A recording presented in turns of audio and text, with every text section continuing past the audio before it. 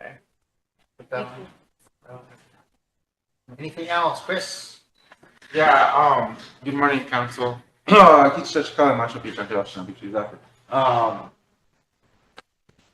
also want to ask to add on Mr. Philman Tugler to go over, I guess, the notice of. Should I read it? So that's the city Indian boarding school land project. Yeah, that we've been filming with the other affiliated tribes. Where do you get that on? Boarding school what? Land, Boarding school the land? city Indian boarding school lands to trust for the tribes. Well, it's something that I've been working on with, as far as the interior, as far as making that happen, but I'm not sure. Why are you bringing it on? Because those are treaty lands, Tree lands? but- originally treaty lands. Was it discussed in your meeting? Well, I just received a call to let you know that the other tribes are ready to move forward on it. We had a big meeting with Heather Don Thompson and some other parties as far as the other tribes, and we decided to move forward on it, but we kind of have a strategic plan to doing it, so I don't know if it's going to confuse the council on what we will actually want to do with it, so I think we should discuss it before we bring it to council. Okay? Is that all you needed on there? Yeah, I think all they needed was maybe a motion and a letter to get the Secretary of Interior to move it forward. Letters have already been written. The letters have already been written, yeah, so it's moving, Phil. Okay.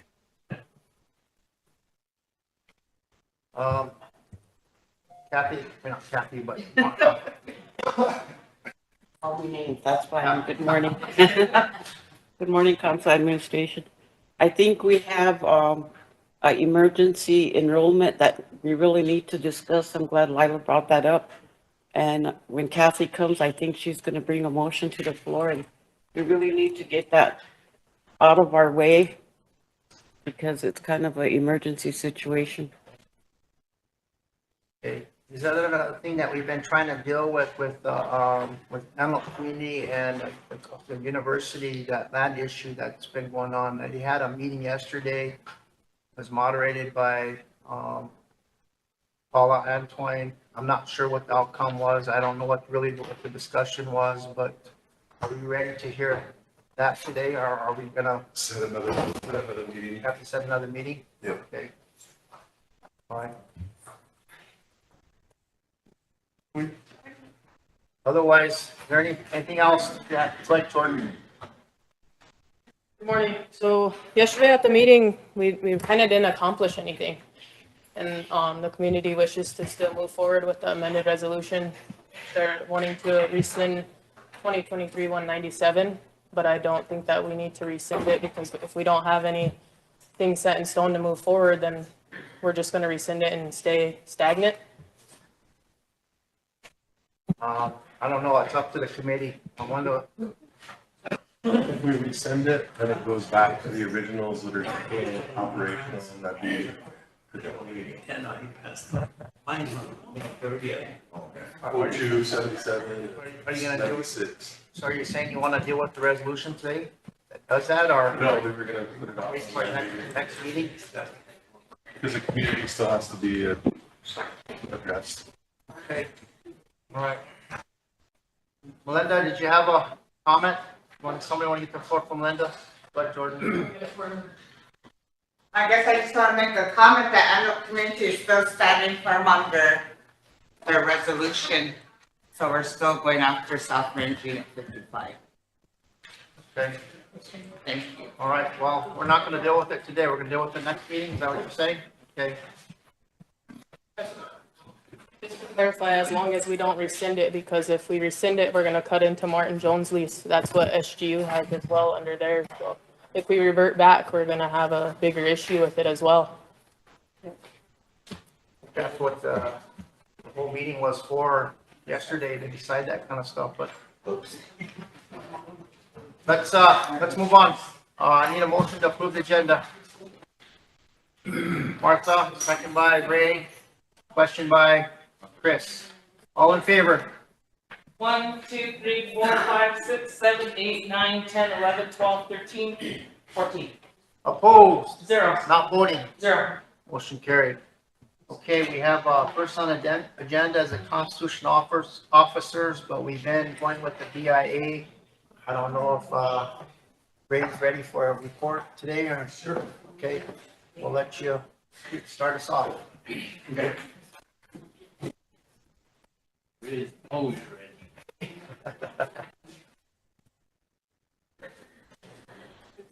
And we got the video system, the Polycom systems all up and ready. We got good people on Zoom now.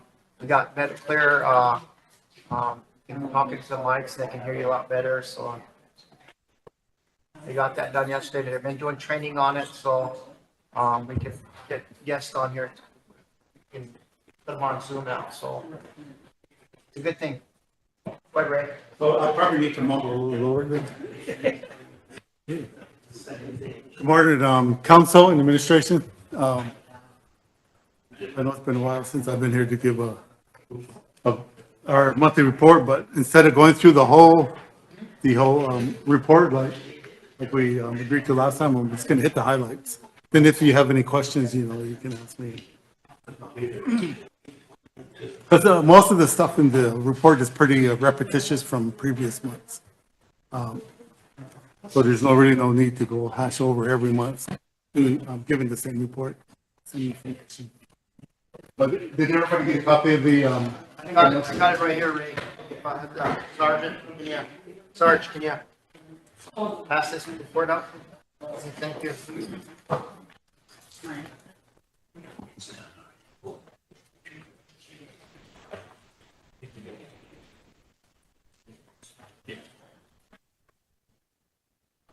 This Sergeant.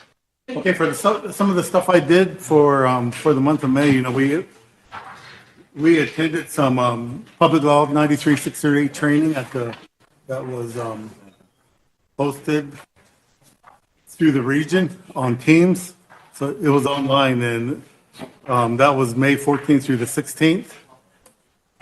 And then 2 weeks later, we did the AOTR training, May 28th through the 30th. So we had several employees that did attend from the Rosebud agency along with the other agencies within the region that attended that meeting. Agency operations, the superintendent position closed on June 5th. And then we did re-advertise the rangeland management specialist and some fire positions. We've been re-advertising. We haven't been getting anybody on these certs. Or if we did make a selection, and at the last minute, they rescinded the individual rescinded it. In social services, burials for the month of May, we had 6 approved burials. 7 were denied or based on over income, lack of residency, and they had other resources available to them. Allocation balance of as of May 31st was $81,338.09. Any questions on social services? Morning. Good morning.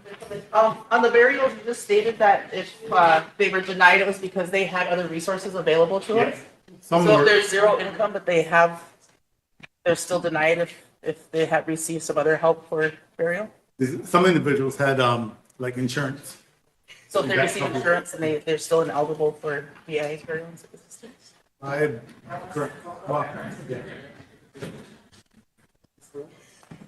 Because they look at their other resources first, and if they don't have any other resources, then they get approved to the burial system. Yeah. Any other questions?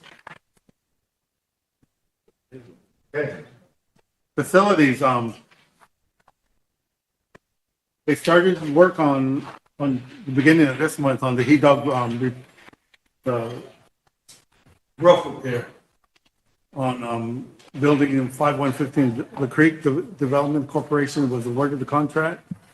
And it's going to begin June 1st through the end of July this year. Other than that, everything else is still the same as far as the report. Still having issues with O&M funding. They did receive just a little bit of O&M funding, but other than that, any questions for facilities? Yeah, great. Would you mind explaining to the council what happened? We had a call last week with, well, actually, it was a HIP meeting, and then we went into the O&M funding for adult corrections. So the big issue right now is somebody within the central office put in the system that one of the, was it law enforcement building? The adult correction. Adult correction Was listed as was demolished, demolished, so they didn't give them any funding for the year. which that is, it's still standing. We're working with the regional office. They're trying to rectify that, but the only people that can make those changes in the system are that central office facility management.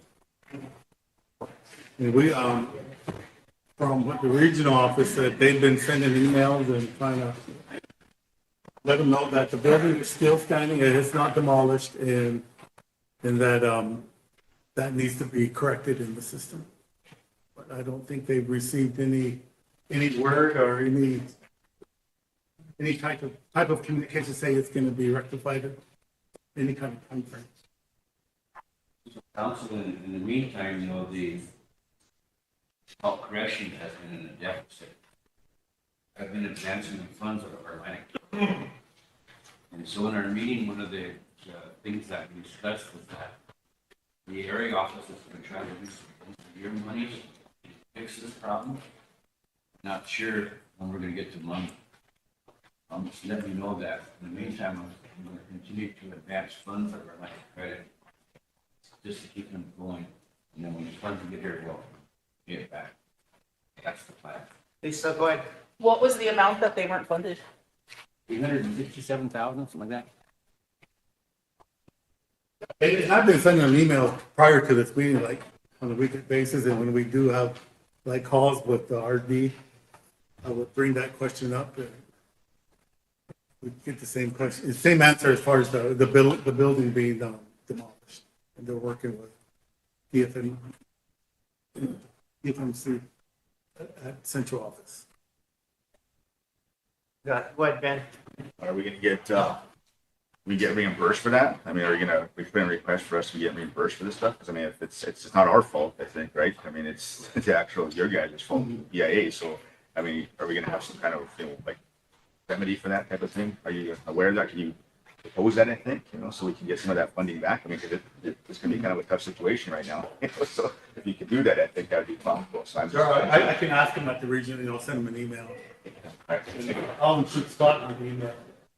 But, okay. I'm sorry, I was just, it's kind of frustrating hearing that, and I just don't know if there's any action that we have to take as a council to put a timeline on it or kind of rectify the situation. I'm not sure how they're gonna do that, but when I found out that the O&M money came for the contract, like juvenile corrections and adult corrections got the same contract, so we was kind of puzzled on why the adult correction site get their operation money, so O&M money. And so I started calling up the line. I called the area regional office. I even called the deputy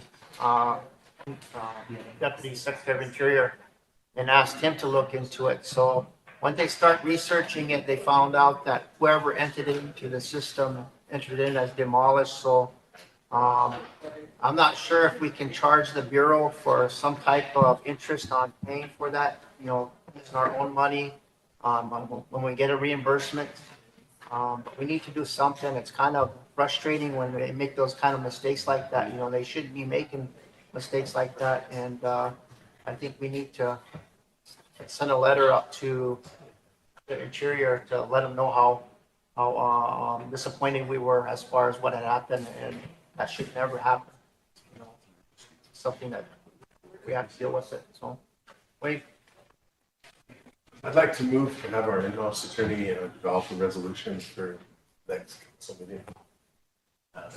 To ask to put a timeline on the reimbursement for any funds that we put forth for the shortcomings of the BIA funding.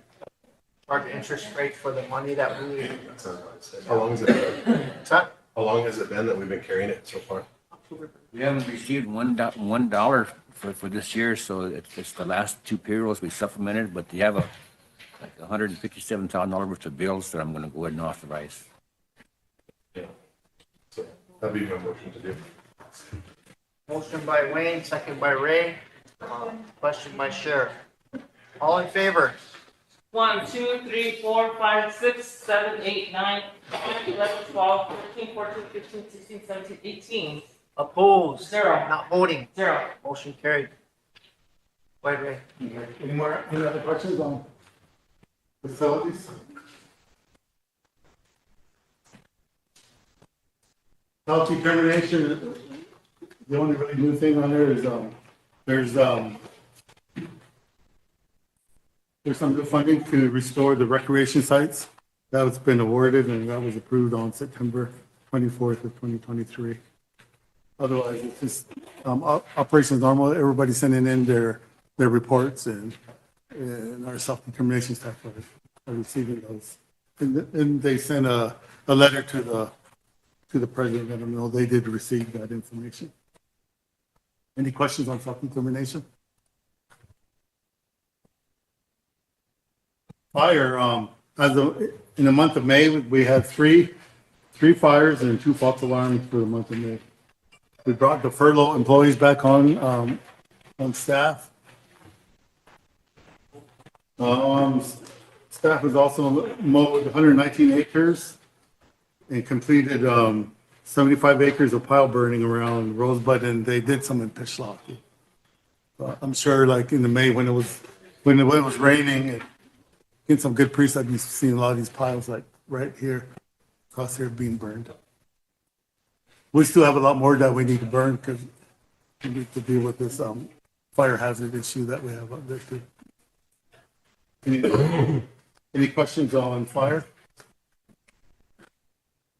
Emily, question? Thank you. Good morning. I just have a quick question.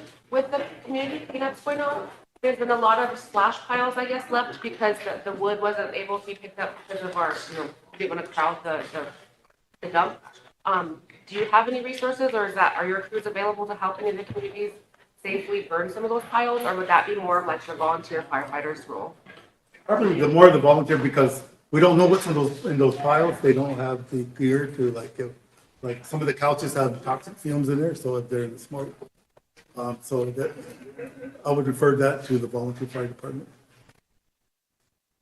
Any other questions? And I'm not sure if anybody told you guys that we did hire a FMO with the fire program. So he's been on board probably a couple months now. It's Bert Shields. So his position will be vacant, so we'll be advertising for a prevention specialist soon. Realty, pretty much business as usual. The staff there also are matching funds in a lockbox, so they could process for landlords to get their funds for their leases. And some of the staff there also attended the Public Law 92-630 and AOTR training. Any questions on Realty?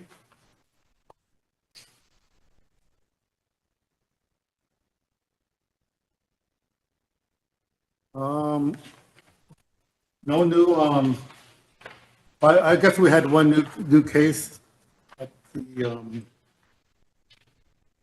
agency level for an individual wanted to bring his fee land into trust. So And that's at 56.23 acres in Todd County.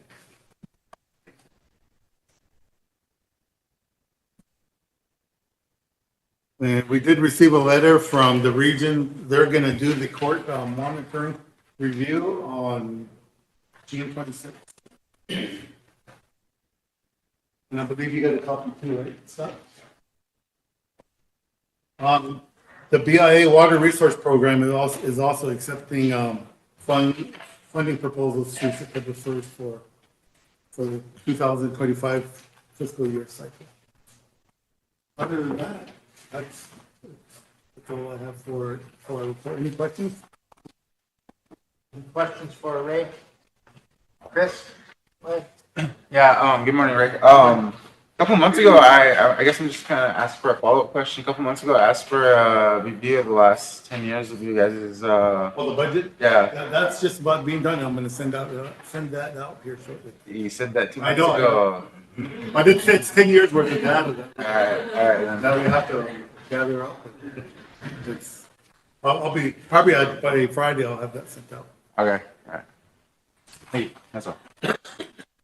And, one more thing. We did send an engine with a support truck down to Parker, Arizona on a fire site. So we got some people out. And we're working hard on trying to get a type 2 crew, back here at Rosebud, but we might have to, partner up with either Rosebud or another agency to fill that crew. So hopefully we can get some more folks out on fire assignments this summer. Wayne, got a comment, question? Yeah, before you go, just, has there been any more discussion on the tribe's involvement in the selection of the area office? How are those processes will be carried out? The region has not shared that information or even talked about it with me. So I can ask him and see, but maybe I can have him contact Scott and any responses. I'll make sure they include Scott. And yeah, they haven't even said anything or reached out to me saying. As far as the regional director, I think we need to ask up further up the line on how we can be more involved in that. When we went through the IHS director and we selected them, they invited the tribal leadership to be a part of the interview team. And they did that for a whole day. They interviewed all the candidates and they made a recommendation. And I don't see why we can't do that with our regional director as well. We should be able to have our leadership, our chairmans, or whoever their designated person to do that should be able to be a part of that interview as far as the regional director. So I could request that. I can request that up the line. So I can call the bosses, ask them to do that. So, yeah. Okay, motion by Sheriff. What is the motion? It's a motion to request that President Herman reach out and to the regional office and request that the tribe has a representative in the interview process for the regional director. Second by Jordan, question by Wayne. All in favor? 1, 2, 3, 4, 5, 6, 7, 8, 9, 10, 11, 12, 13, 14, 15, 16, 17, 18. Opposed? 0. Not voting? 0. Motion carried. Sharon and Lisa? Thank you, Ray. Good to see you. I have questions on the fee to trust. There's a few of them that have been in the agency level for a really long time.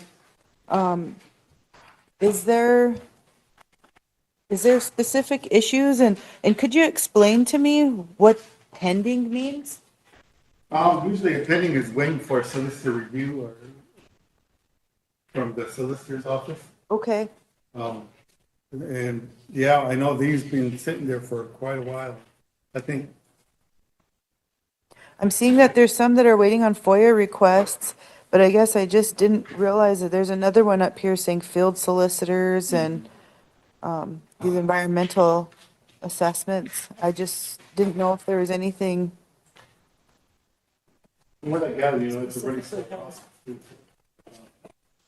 Okay. I can get more information for for next month and ask our feeder trust personnel on each case and get a current update on each case. Okay, and then for the regional level, the Bear Butte property, how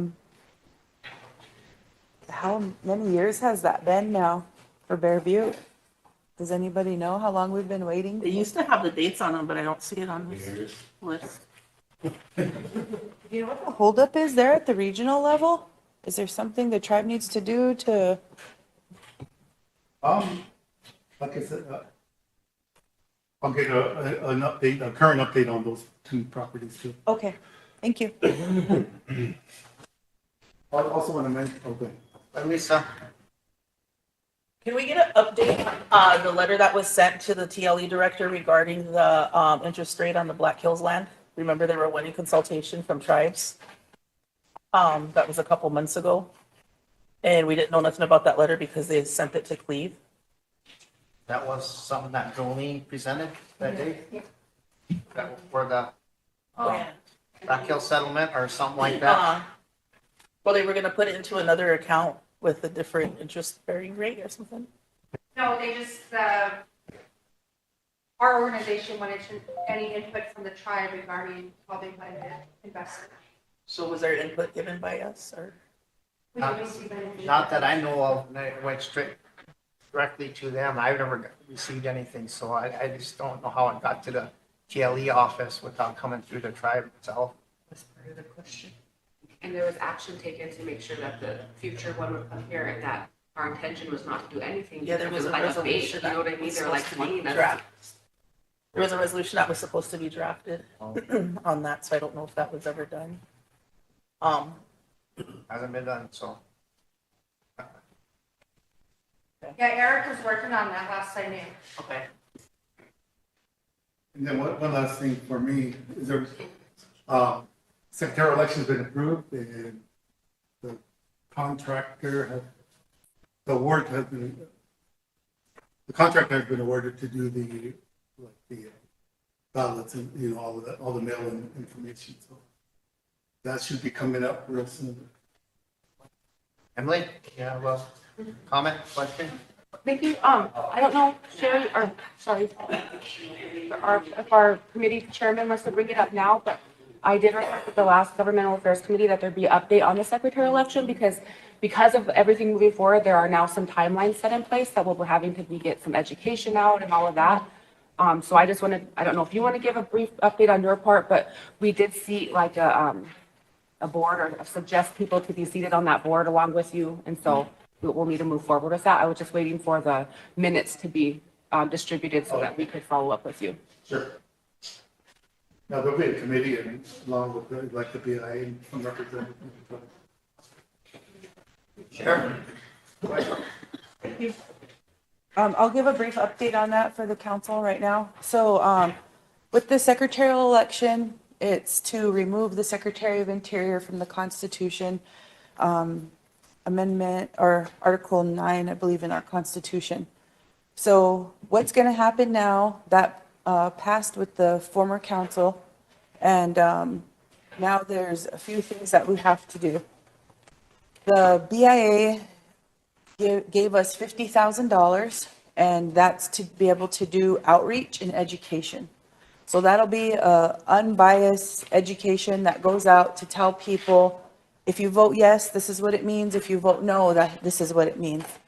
The committee recommended 3 people to sit on the election board. So there's a special election board that's created to help push this election along. When the secretarial election comes along, we all have to remember that that's a federal election and it's not a tribal election. So we fall into their guidelines. So with the federal election, their requirement is going to be that they're going to send out ballots to everybody, to every tribal member. So the committee made a motion to have them work with Enrollment Department, have the election committee. The election committee consists of a member from the BIA and at least 2 members from the tribe. So we elected 3. Shakira Radlingly from the election office, And we did ask her if it was okay with her because of the current election that's going on, if she'd be overwhelmed. She said she'd be fine. From our committee, we elected Councilwoman Boyd Valandra, and we elected from the business office Rose Cordier. So that will be the election, the special election board for the secretarial election.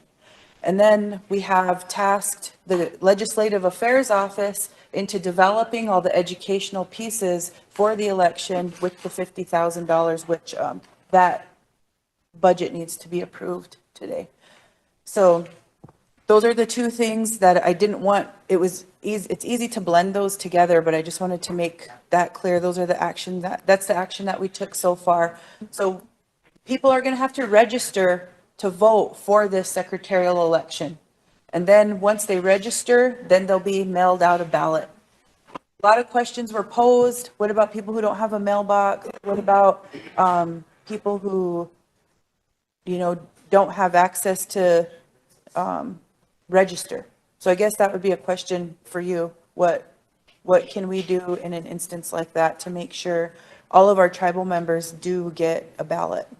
Oh, and it will be all on and off reservation tribal members that can vote. If you can find that out and bring it back. I'll find it out. I'll talk to Todd. Okay. So what's the timeline look like, Ray, for all this happen? Is we gonna, at least we're on air, so. Yeah, it's gonna be, they want to have it, not there would, the other elections. Tribal elections. Yeah, tribal elections, but they want to have it as After. soon as possible. As soon as possible after, okay. Well, they want to have it as soon as possible. Oh, okay. So it could happen real fast, so that's why I think it's important to get that education part that out to the communities as soon as possible. Emily and then Chair. But Emily. You can go first. Which, So in the letter that we got, we didn't get this until Monday, just so you know, I know it came out on the May 31st, but we didn't see it till Monday. So the date of the secretarial election shall be set by the chairman of the election board in cooperation with the tribal representatives and shall not be less than 30 days, nor more than 60 days from the date of the posting the notice of election. So that committee needs to get together, decide what date they're going to post a notice of election, and then it's within 30 to 60 days timeframe. And then, go ahead. And then just one more thing is we were also told that because this has already started, that there was a 120-day time period that has already started as of April something. So that gives us until August something to set the date, to get that register list, not to set the date, but to get the registration list, which would then start that 30 to 60 timeline to have the actual election. So right now, if we're trying to get education pieces out this summer and not confuse people, then would have to get that to them by the beginning of August. And then the election is then going to be within 1 to 2 months after that. So, Okay. September, Yeah, October. we'll start scheduling the committee meeting and we'll come up with something. Gee, any more, Ray? No, that's it. That's all I have. Any more for Ray? Need a more. Lisa and Kathy. Kathy, you have something? Go ahead, Kathy. Good morning, Council. I just wanted to get a follow-up. What is the date that you're going to be doing the review for the law enforcement? It is, 26th. Yeah, June 26th. June 26th. And the last time you were here, my colleagues over here were asking you a question about the chief of police position. Did you have a follow-up for that? That's really not under the BIA's, Okay. that's under OJS, Office of Justice Services. So they're not under our line of authority. Hey, Lisa? Yeah. Well, I'll move to approve his report. Motion to approve the PI report. Need a second? I'll second. Dara, question by Sheriff. All in favor? 1, 2, 3, 4, 5, 6, 7, 8, 9, 10, 11, 12, 13, 14, 15, 16, 17. Opposed? 0. Not voting? 1. Motion carried. Thank you, Ray. I'll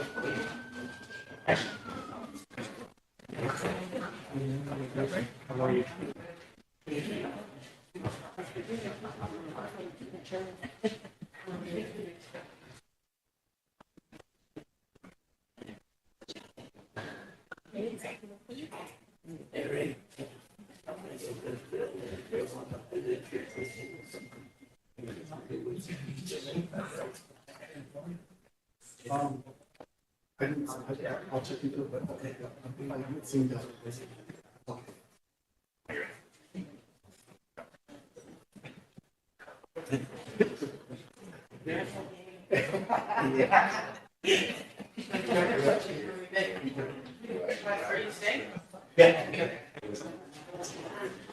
Hey, Council, we have Jolene, gonna give her a report.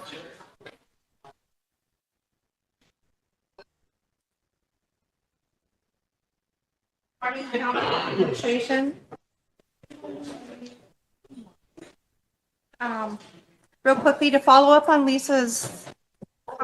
I can, I found my motion for it, and the reason why I was concerned was because there was a, timeline on there. And, I don't have that letter available with me, but I don't remember the timeline or the docket number. But my motion was to draft a resolution to reject the consultation process stating the Black Hills are not for sale, to also include all correspondence on the docket listed to go to the president and treasurer. So that was the resolution that I was worried about. And I don't know if they, what happened with that. Well, the answer should have went to Eric to draft the resolution, so I'll follow up on it, okay? Okay, and that was on that letter that we got with the, remember it was sent to Cleve? So I was just concerned about if they considered that, sending that letter to us as a form of consultation or not, so. Yeah. I think that Eric needs to draft the resolution in the past. Okay. And we'll still need an updated tribal authorization form indicating who is authorized to print or get the statements on the tribe of the house. So it doesn't just go to TL. Eric, I'm sorry. Can Eric get a copy of that or? I have the form in my office, so. Okay. We'll pull it out and then, you guys can appoint the chairman, whoever else you want to receive the reports. So good afternoon, good morning. My name is Jolene Wunstad, the FTO for Rosebud Agency. Our June 2024 report for the Rosebud Sioux Tribe General Account, we have $2,018,505.96. The Tribal Land Enterprise Certificate Account, $6,169,219.79. The Indian Land Consolidation Recoup Account, sitting at $9,606,074.76. With Black Hills Sioux Nation docket number 14878PH, $1,352,503.305.97. For the non-Black Hills land, Sioux docket number 74NBH, that's $187,485,210.35. And the amount of whereabouts unknown accounts that we have on file as of today is 2,469. I sent this report to everybody, or to all council members, their email that's listed on the website. I did get some return for invalid email addresses, so I'll follow up with you after this meeting. Does anyone have any questions? Oh, and another thing, we have our interview system where we can go in and download statements for the tribe's accounts. And TLE is listed 3 individuals to be able to do that for the tribe's accounts, and it's part of the pilot project, so that will be, they'll have access soon.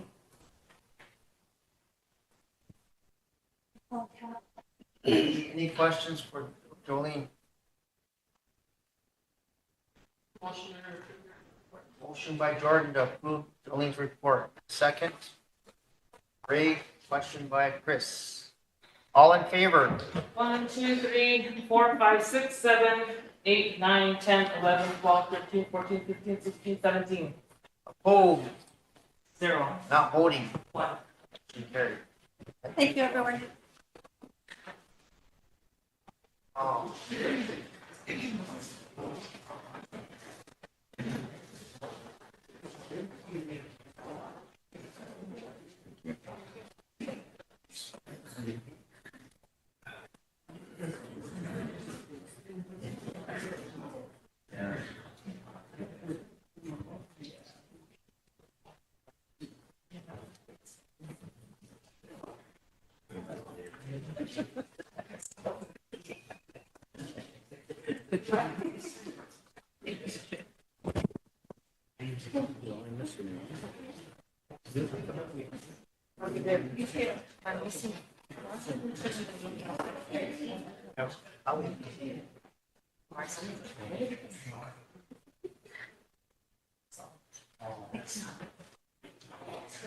Okay, council, we're going to the constitutional officers reports. I'm gonna start out with mine. I just received a resolution from in-house attorney Eric Antoine, and he wants us to review this resolution and approve the state tax agreement. So I'm gonna pass that out, and we'll have one of the budget finance members present it. Sharon. Sure. Lisa can do it. Gina. How long is it? I think there's only one that's changed on our tax agreement. It was basically they moved it up 1%. That's basically $100,000 more than what we've been getting. So we'll collect $100,000. The tax rate isn't it? No. Well,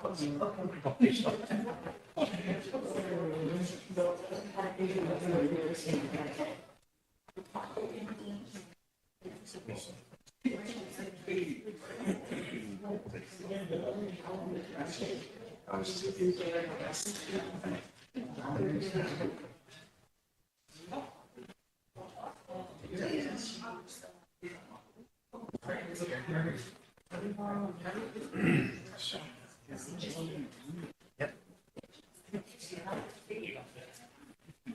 We have 19 here. We have 19.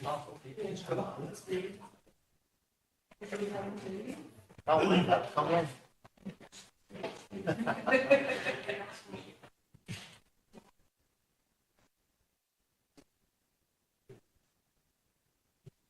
I didn't get one. Oh. I should have kept it. Sorry about it. Okay, we need to bring this on as emergency legislation. I'll move for emergency. Need a number? 149. 149, 24, 149. Need a second for emergency. Yes, question by Chair. All in favor? Emergency legislation. 1, 2, 3, 4, 5, 6, 7, 8, 9, 10, 11, 12, 13, 14, 15, 16. Opposed? 0. Not voting. Motion to approve. Motion to approve 2024-149. Second by Chair. Go ahead. I'll start at the sixth whereas the Rosebud Sioux Tribe Tax Commission and State of South Dakota Department of Revenue and Regulation have negotiated the terms of a new tax collection agreement. And whereas it's in the public interest that the tribe and the state seek to develop a fair and workable administration of certain tribal and state taxes. And whereas the tribe and state have engaged in good faith negotiations in a spirit of cooperation and have voluntarily reached out. And whereas the Rosebud Sioux Tribe Tax Commission has recommended the Rosebud Sioux Tribal Council to adopt and authorize the execution of the tax collection agreement between the Rosebud Sioux Tribe and the South Dakota Department of Revenue and Regulation to be effective April 30th, 2024 for a term of 5 years.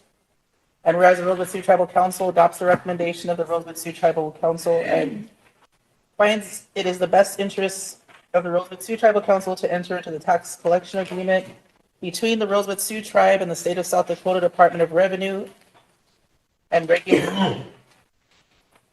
And now therefore be it resolved that the Rosebud Sioux Tribal Council find it is in the best interest of the Rosebud Sioux Tribe to adopt and approve the recommendation of the RST Tax Commission and authorize the execution of the tax collection agreement between the Rosebud Sioux Tribe and the State of South Dakota Department of Revenue and Regulation. And be it further resolved that the President of the Rosebud Sioux Tribe is authorized and directed to sign and execute the tax collection agreement between the Rosebud Sioux Tribe and the State of South Dakota Department of Revenue and Regulation on behalf of the Rosebud Sioux Tribe. One thing I see is on page 21, the resolution says that this agreement will be in effect for the next 5 years. And at the top of the page, it says this agreement shall be a term of 10 years. So, Response, Eric? and then what other, and other changes? Good morning. That's a typo. After July 1st, the agreements can be 10 years. So if we got this approved prior to that, would have been just for the 5-year period. The reason why it's time sensitive is if we approve the 5-year version, then that additional 1% income will be try to start collecting that immediately. And the other things in the tax collection agreement that are different are we wanted to make sure that there was a process so that the remote sales for the internet for our lands outside of Todd County, those points of sales are updated and included in their data collection base.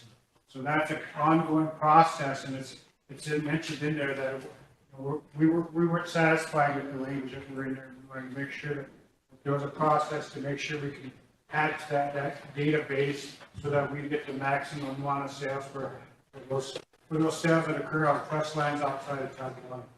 So that was the other big point that it took a while to iron out. Because at first they didn't want to include it. And what was the other question? Does that include, like, especially on the East Res, does that include the trust land for South Dakota v. Wayfair? That's exactly what we were trying to get. So we can collect on the trust land like out east. Sure. For housing areas out there? The original version that they proposed was, all they wanted to include was the old Ideal store, which is now, I think it's out of business. That was the only site that they had specifically listed in there. We weren't happy with that because we wanted to have a process where we could identify all those areas that were internet sales were occurring, and that's the Wayfair. Yeah, like Mounts Camp Housing, for instance, if they're doing internet buying on there. And we wanted to include all the home sites in addition to the communities. None of them were included because we also wanted to make sure that, it started out as housing areas, outside of Todd County, but all of those areas that are included in the definition of Indian country, which is not just for housing areas, but trust land, rights of way, warrior trust lands, and dependent Indian communities like Mission, where there's trust land within that community. We wanted to make sure all of those areas where there's a sale that would be covered by Wayfair, which would be an internet sale, those sales were included, and we get our share of that particular sales that occurs on trust lands outside of town. So then after July 1st, we have the option to go back and extend it to 10 years, but for now, this typo is only be for. Okay. Well, the other thing I didn't attach the tax commission minutes, but they made a recommendation. With amendments, right? Yeah. Okay. Any other questions on the tax agreement?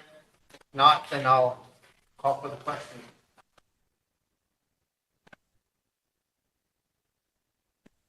Ken? All in favor? 1, 2, 3, 4, 5, 6, 7, 8, 9, 10, 11, 12, 13, 14, 15, 16, 17, 18. Oh, 0. not voting. 1. Motion carried. Okay, the next thing I got on my report is I want to bring back the women's health clinic down in Rapid City. I have a resolution that is basically asking the tribe to move its shares over to Oyate Healthcare. I know there was requested that we have somebody representative from Pine Ridge to come down and talk about why they're not providing these services, but I really feel that Wayne and I, we already did our homework on this. We went to the meetings and questioned OST about the services and the contract and why they're not providing services. We gave them plenty of time to correct the problem, provide those services.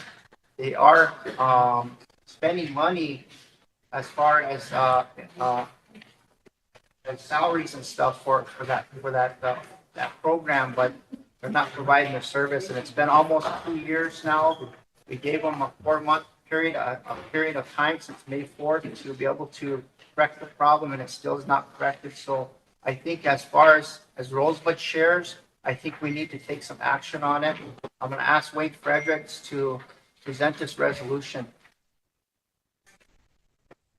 You need emergency legislation, so. move for legislation.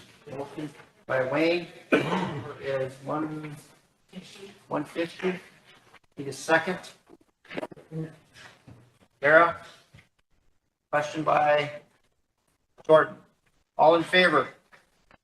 1, 2, 3, 4, 5, 6, 7, 8, 9, 10, 11, 12, 13, 14, 15, 16, 17.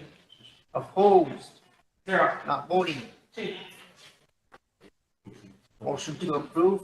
Move to approve. Need a second? Jordan? Go ahead, Wayne.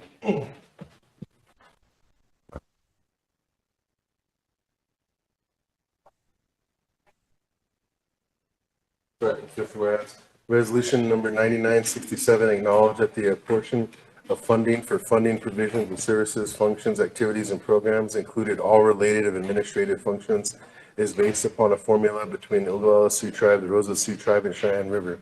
Whereas in 2019, the GPL-HA board contracted under Title I of Indian Self-Determination and Education Assistance to carry out the program services, functions, and activities still being operated by the IHS in Rapid City on behalf of the Oglala Sioux Tribe and the Cheyenne River Sioux Tribe. Whereas pursuant to Resolution 2021-266, the Rosebud Sioux Tribe authorizes the Great Plains Tribal Leaders Health Board to assume all remaining program services, functions, and activities carried out by the IHS in Rapid City on behalf of the Rosebud Sioux Tribe and apply to negotiate the contract or compact with IHS and the United States Secretarial of Health and Human Services, assumes the PSFAs and the Rapid City Service Unit, including the Sioux Hospital and the new clinic facility upon completion, and related IHS area and headquarters PFSA and associated funding pursuant to the Indian Self-Determination and Education Assistance Act as administered on behalf of the Rosebud Sioux Tribe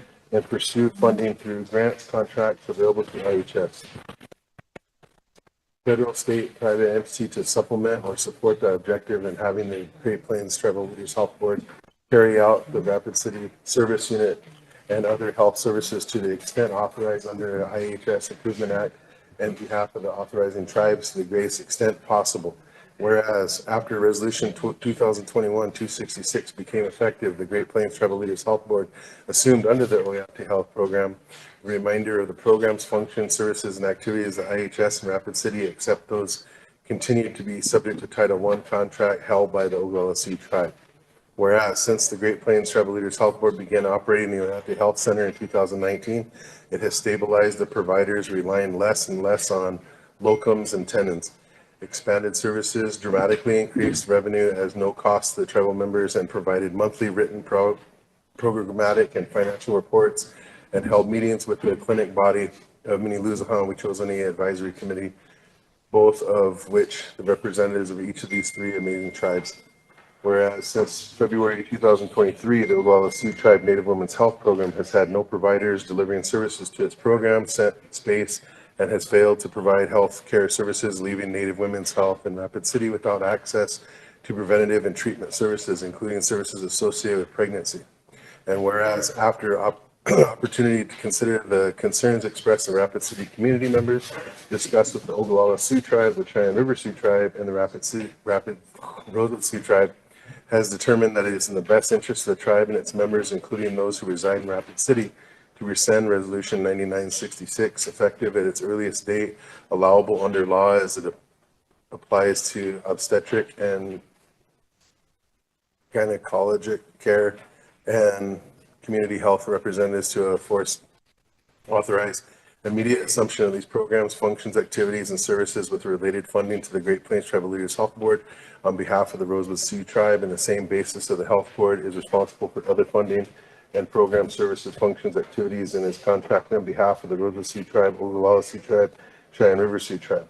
Now therefore be it resolved that the Rapid City rescinds Resolution 9966, effective at the earliest date and under law as it applies to obstetric and gynecologic care and community health representatives, and authorizes immediate assumption of these programs, functions, activities, and services related funding to the Great Plains Tribal Leaders Health Board, effective or on behalf of the Rosebud Sioux Tribe.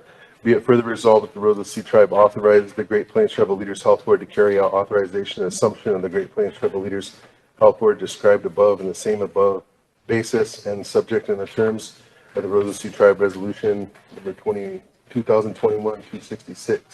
Be it further resolved, nothing in this resolution has construed as affecting, modifying, diminishing, or otherwise impairing the sovereignty of the tribe or its sovereign immunity from suit, and authorizing and requiring the termination of any existing treaty or trust responsibility of the United States in respect to the Indian people. 2, the authority granted herein shall take effect immediately upon the tribe's adoption of the resolution. 3, the resolution shall remain in effect unless it is withdrawn from formal action of its tribes pursuant to the terms of resolution number 2021-266. The resolution is not dependent on the action of the tribe. Action on any other tribe. And Cheyenne River is also probably passing the same in, right? And I just had, Tina pass out the resolution from, Cheyenne River Sioux Tribe. They already, passed their resolution to do the same, so, like I told you last report that, the services are not being provided in the women's health clinic. Some of the prenatal stuff that needs to be done isn't happening, and, we just need to correct that problem, and I think this is the best way to do it, so. But, Thank you, Mr. Chairman. Can we explain to the audience out there who this affects if it's done, it's only in Rapid City? It's our tribal members in Rapid City? okay, it's for Rapid City service area. Right now, the, OST has a contract to provide these services. It's, Realty, the Women's Health Clinic, the CHR, and there's another, I think it's alcohol treatment, one of them. These services haven't been provided, but they, for the last year and a half, almost 2 years now. So Yeah. we did meet on this with the Cheyenne River Sioux Tribe, the OST, and Rosebud. We met with them. We asked them why these services haven't been provided. They asked for a chance for a timeline to be able to correct the problem, to be able to hire those providers to provide that service. That's been probably about 5 or 6 months ago. And so they haven't worked on it. They haven't made any movement on it. So I think this is the best way to go, is to be able to maybe transfer this and go in a different direction on having somebody else provide these services. So these services can be provided for those people that need that prenatal care. So, Lisa? So how many shares are we relinquishing for? I'm not sure how many shares there are, but They got to evaluate. Yeah. They haven't done that evaluation yet? Not until it's requested. How do we know that without? Because once you The relinquish. cart before the horse or something, because we should know how many shares we're gonna relinquish before we go into this agreement, right? Yeah. But, I don't know, that's just my If you concern. don't, then they're gonna run into, they're gonna collect next year's funding by next month. So if you do that, they're not gonna, no one's gonna get that funding for another year, which means tribal members up there, women especially, I guess, on this instance, unless they're in treatment, will not be receiving services. Thank you. I just had a question as far as like, will there need to be a next step and what would that be as far as like providing a seamless transition? I know there's not really services provided now, but I don't want to have that prolonged. So is there another needed resolution then to support somebody else, or does this one do that? I think Realty Healthcare has been providing those services, then using their own PRC monies to be able to do that. So this will just provide them access to Yeah. that funding? Yeah. Okay, thank you. Kathy? Thank you. Were there any other options that were looked into other than relinquishing our shares and going in this direction? I don't have an answer to it, but I was just. I don't see any other options but to do what we're doing. So I think this is the only option at this time. Okay, and when we vote, I would like a roll call because this is involving our tribal membership that is off the reservation. Okay. Sorry,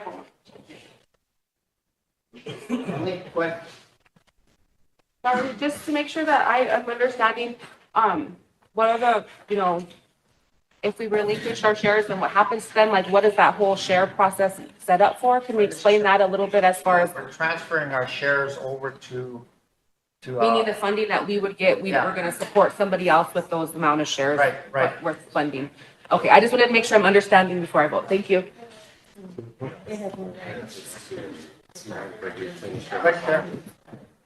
gonna take that away. I just have the same concern that Lisa has. Is there any way that we could get the amount of shares? I don't think that makes a difference at this time. I think they collect a $500,000 in indirect cost monies. That's why OST does not want to give it up, because it's got so much indirect cost monies there and it's part of their budget. So even though they're not providing the service, they still want to spend that money. So at this time, I don't think it's really, I get that, but I feel like you should pass this resolution and I can get you the information afterwards. It basically is like you said, it's like $500,000 divided by 3.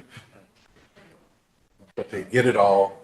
We got Oglala Sioux Tribe gets it to provide those services. But in over 2 years, it's actually been over 2 years that they haven't provided those services. So if you took 500,000, divided it by 3, that's what each one of us is basically putting forth for them to provide those women's health clinic services. So roughly 175,000. Cheyenne River pulled theirs, so they have 175,000.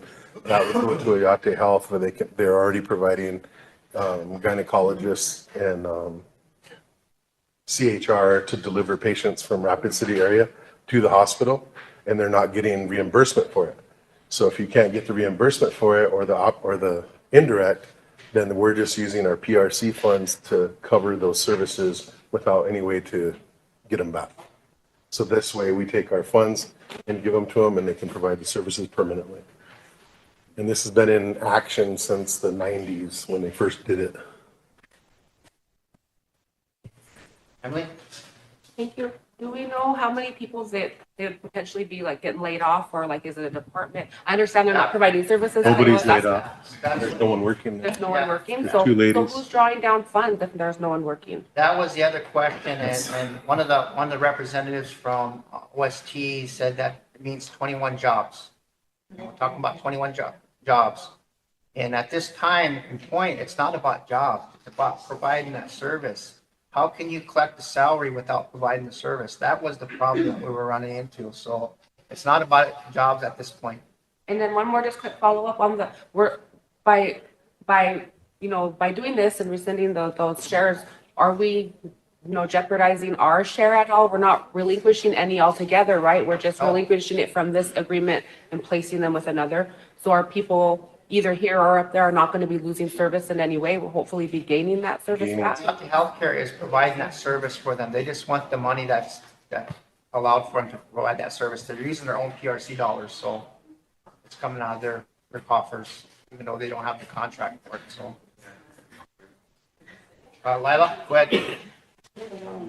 Thank you, Mr. Chairman. I'm glad we're discussing this because at the 11th hour again, and we're backed into a corner here.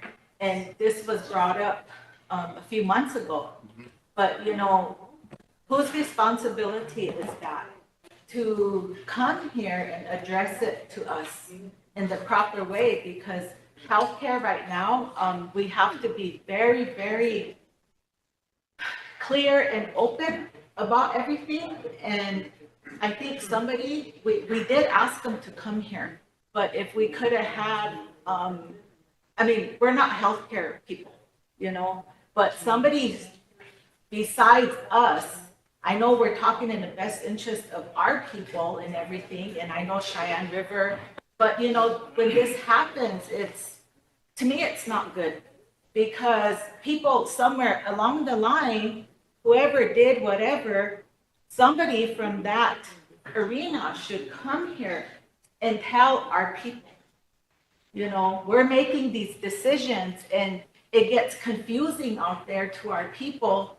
And then they're gonna think that they have to go to OBGYN services in Rapid. I mean, you know how things work. You know, we have to be very clear to our membership about what we're doing, you know, especially in these arenas. And that's why I asked for clarification, because our people need to understand exactly what this is about, but also there should be somebody here from, what is it? The Oyalta Health Center telling us and, you know, asking us, well, this is what needs to be done, you know, because healthcare is really, really important. And we have our relatives in Rapid City who, I know they need their services. Maternal health is very crucial. It's very important. And, you know, without these questions, you know, arriving, I'm looking at out there, you know, also in Rapid City. And we are pushed into a corner again. We are. And, you know, it's not our fault. We're gonna, you know, switch our shares over, which is, it sounds like we don't have any other options. We don't. So we're gonna have to do it. So we get our people their health care. But those things shouldn't be that way. There should be somebody, I don't know who, coming here to explain to our people. We're turning over the Rosebud tribe's shares. We don't know how much shares. You know, we're putting the cart before the horse again, and we get it. Time's up. So that's just my my thing here, guys, because it's tough. You know, we're put in the situation. But thank you. Yeah, and just so the council knows, there's a lot of communication between Wayne, myself, Carolyn Church, and Cheyenne River Sioux Tribe. We're all trying to be on the same page as far as what's the best interest as far as our healthcare down in Rapid City. And that's our only intention, is to make it better down there. If they're not providing services, then we need to do something so those people are getting the services that they should be getting down there. That's the only reason we're not trying to mislead anybody. We're not trying to say we're doing it for a different type of reason. It's the right thing to do. So and we've been to the meetings, we've talked to OST, they're reluctant to give them up because of the indirect costs that they get for it, but they're still not providing the services. We gave them plenty of time to correct the problem, and they haven't done it yet. So I don't think we have any other option but to do this for our people now. Go ahead, Chair. And I'm glad that Councilwoman Kilzensight mentioned that we did talk about this, because now I'm recollecting you guys gave them a certain amount of time. They were supposed to reconcile or come with a solution, and they haven't done that. Okay. I just wanted to clarify that. I'll call for the question. Roll call vote, question by share, so roll call. Jordan Ron? No. Christopher Eaglebear? Yeah. Lisa Whitepipe? No. Howie Wright? Yes. Stanley Woodenite? Oh. Michelle Hollowheimer, Yes. Michael Lunderman, Fremont Fallis, No. Charles DeGray, Yes. Bill Marshall, No. Wayne Fredericks, Emily Boyd Delandra, Yes. Martha Bluethunder, Sherry Wright Plank, Yes. Kathleen Woodenite, No. Lila Kilsensite, No. Raymond Corrigo, No. Sarah Iat, No. Ben Blackburn, Yes. Dwight Spotted. Oh,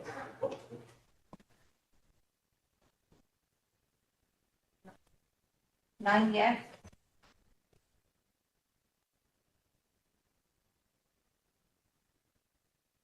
And no. Motion defeated. Okay, if you guys start getting calls about the healthcare down there and you want to know why you guys didn't correct the problem, and I'll I'll refer them to you. Not me, I voted yes. I don't think that should be placed on us. I think there should have been more No, I information think it is- provided. should be placed on you guys, because I So- brought it here. We did our homework on this, we brought it back. All right, point of order. It's done and made. Decision was made. So point of order. But yeah, if there was more information, I probably would have took it a different way, but just, I mean, the only supporting documentation we had was Cheyenne River's resolution. Maybe if we had some more financials from OSD. Maybe if the health board were more active in getting down to those meetings, maybe we should Point of have order. a discussion. Your emails include the last meeting minutes. Sure. I just wanted to say, I want to make sure that the secretary knows that when the men say how, that's yes. I And didn't that, hear him at all, that's why. and Dwight did say how. So I just wanted to recount, because Yes. we got 9 no's and 10 yeses. That's what I thought.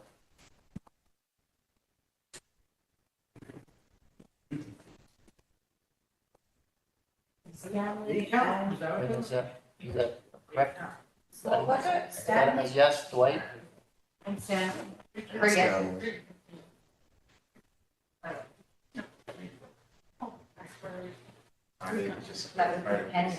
Should do a recount then. And yes, let's do another vote.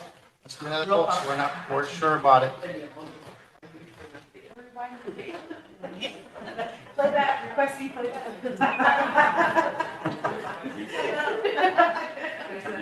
Where's the, requesting play that? Yeah, we should need to know all that. Jordan Ron, No. Christopher Eaglebear, Yeah. Yes. Lisa Whitepipe, No. Howie Wright, Yes. Stanley Woodenite. No. Michelle Hollowhornbear, Yes. Michael Lunderman, absent. Fremont Fallis, No. Charles DeGray, Yeah. Bill Marshall. No. Wayne Fredericks, Yes. Emily Boyd Delandra, Yes. Martha Bluethunder, No. Sherry Wright Plank, Yes. Kathy Woodenite, No. Lila Kilsensite, No. Raymond Corrigo, No. Sarah Iat,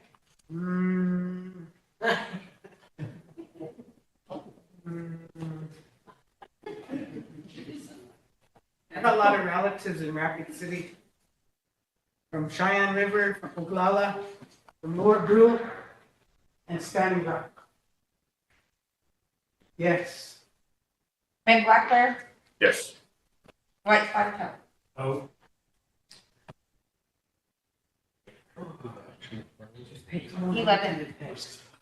11-901. Motion carried. 11-9, there are 20 people here? That's not right. 11 yes, 9 no, 0 abstained, and 1 absent. That's not right. We only have 20 council people, so. 8 yep, 8 opposed. 11-801. 11-801. That makes sense? Because you have to count abstain. Oh. So 11 yes, 8 no, 0 abstained, and 1 absent. Well, motion carried. Thank you, council, for doing that. I think you guys really did the right decision on that.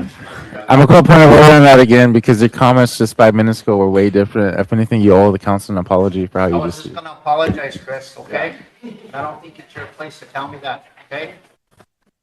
I was gonna say, apology for that. I probably spoke out of turn, but I'm really, this really is a real problem down there. And that we've been working on it for a long time, and I think we need to take care of it. So thank you guys for voting and approving that. So thank you. But, Thank you, Mr. Chairman.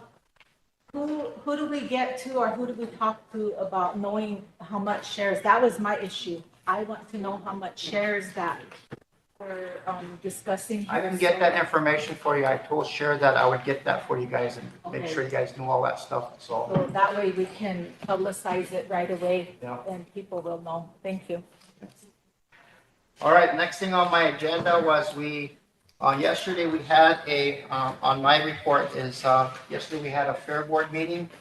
And, last time we tried to select the committees, we ended up, not saying we weren't, going by the ordinance because we were not supposed to select committees by ordinance anymore. So what we decided to do is, according to the ordinance, we select coordinators for like the Wachipi, the rodeo, and the special events positions. And then they send out bids for the people that run the like the Wachipi and stuff like that. So yesterday we made a motion to advertise for a Wachipi coordinator, a rodeo coordinator, a special events coordinator. And we also, the treasurer appointed Brenda as the Fairboard coordinator. She's not the manager, but she's a Fairboard coordinator. She'll be doing the, taking care of the budgets and the expenses that are expended out. So that's where we're at with the Fairboard. So we're getting pretty close here. So we got to kind of make it move a little bit quicker. So we're going to start meeting every Tuesday. So you guys are all invited. If you want to come on every Tuesday, we'll have one, and we'll make sure we have a good affair this year. So is there anything that needs to be added to that, treasurer? The only thing is that I don't think that the council approved of the budget. You didn't? That needs to happen. So I think the recommendation, there was a motion at one of the Fairboard meetings that they approved the budget at last year's amount. That was like 508,000. I wrote it down, 424.49. In here, don't hand it out. Okay, let's do that. Yeah.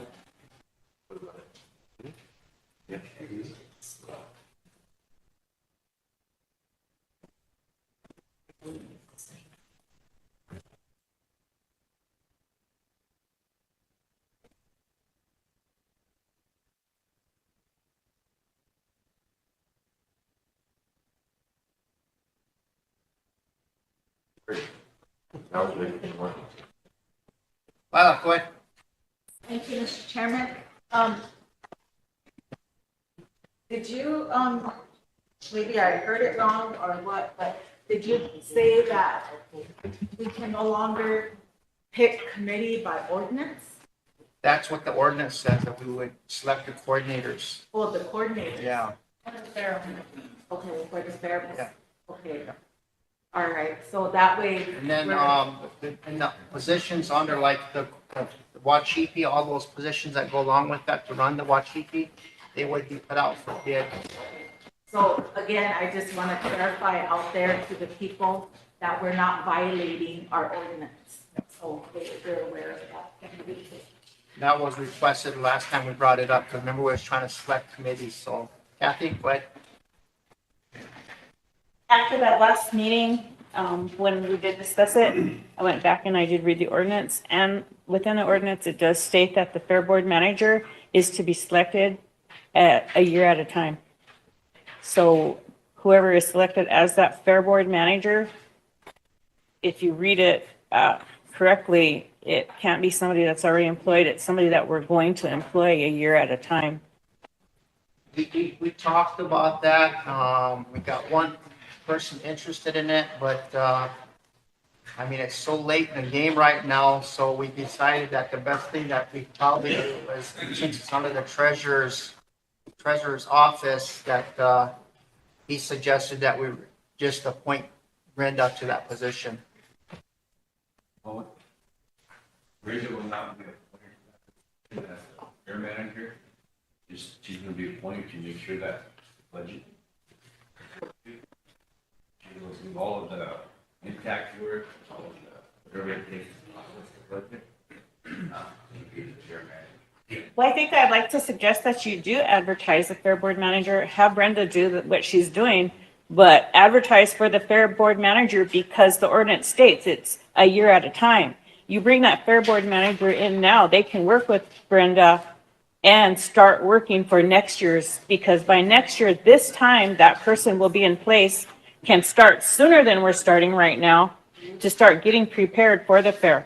So if you advertise the Fair Board manager at the same time, they can work together.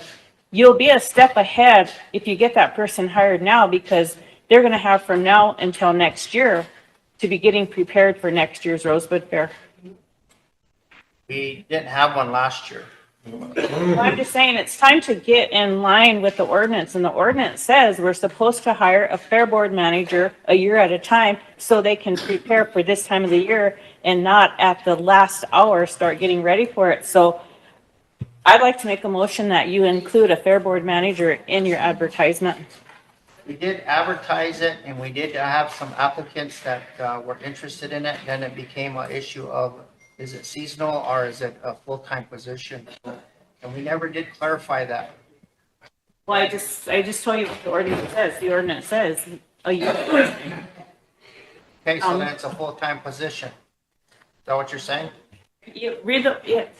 I did guess read the if anybody has it, they can look into the Black Bible and see what it says. It says the Fair Board manager is to be hired a year Make the at motion, a time. We'll get a second, we'll vote on it. Okay. What's your motion again? I make a motion to advertise the Fair Board manager now, along with the other positions that you're advertising, so that person can work with Brenda and get started to prepare not only to work with her for this year, but to prepare for next year. You put that in now, you hire that person can work from now until next year and not be waiting till the last minute to have the same discussion that we're not prepared and we're gonna just stick somebody in really quick because we faltered to have it done On the months floor, ago. can I get a second? Lila. Any more discussion? Chris? Just one question. I think I made a motion like a couple months ago, making it a seasonal and starting everything that you're doing with this resolution. So maybe just do I forgot the word. Yeah, reaffirm. But doing that one because it's the exact same one. Yeah, sure. Motion to continue to re-advertise and then make it a seasonal position. Because it has to go on advertisement as either permanent or seasonal, so. It's just reaffirming Chris's motion from hired, right? Yeah, because I made this a long time ago with the exact same concern that she had back in February. And so I don't know what caught up, what made us have a mishap to the late advertisement, but it is what it is. So if you guys could get that advertised right away, then yeah, I guess I'd just like to reaffirm my motion from February. All right, well.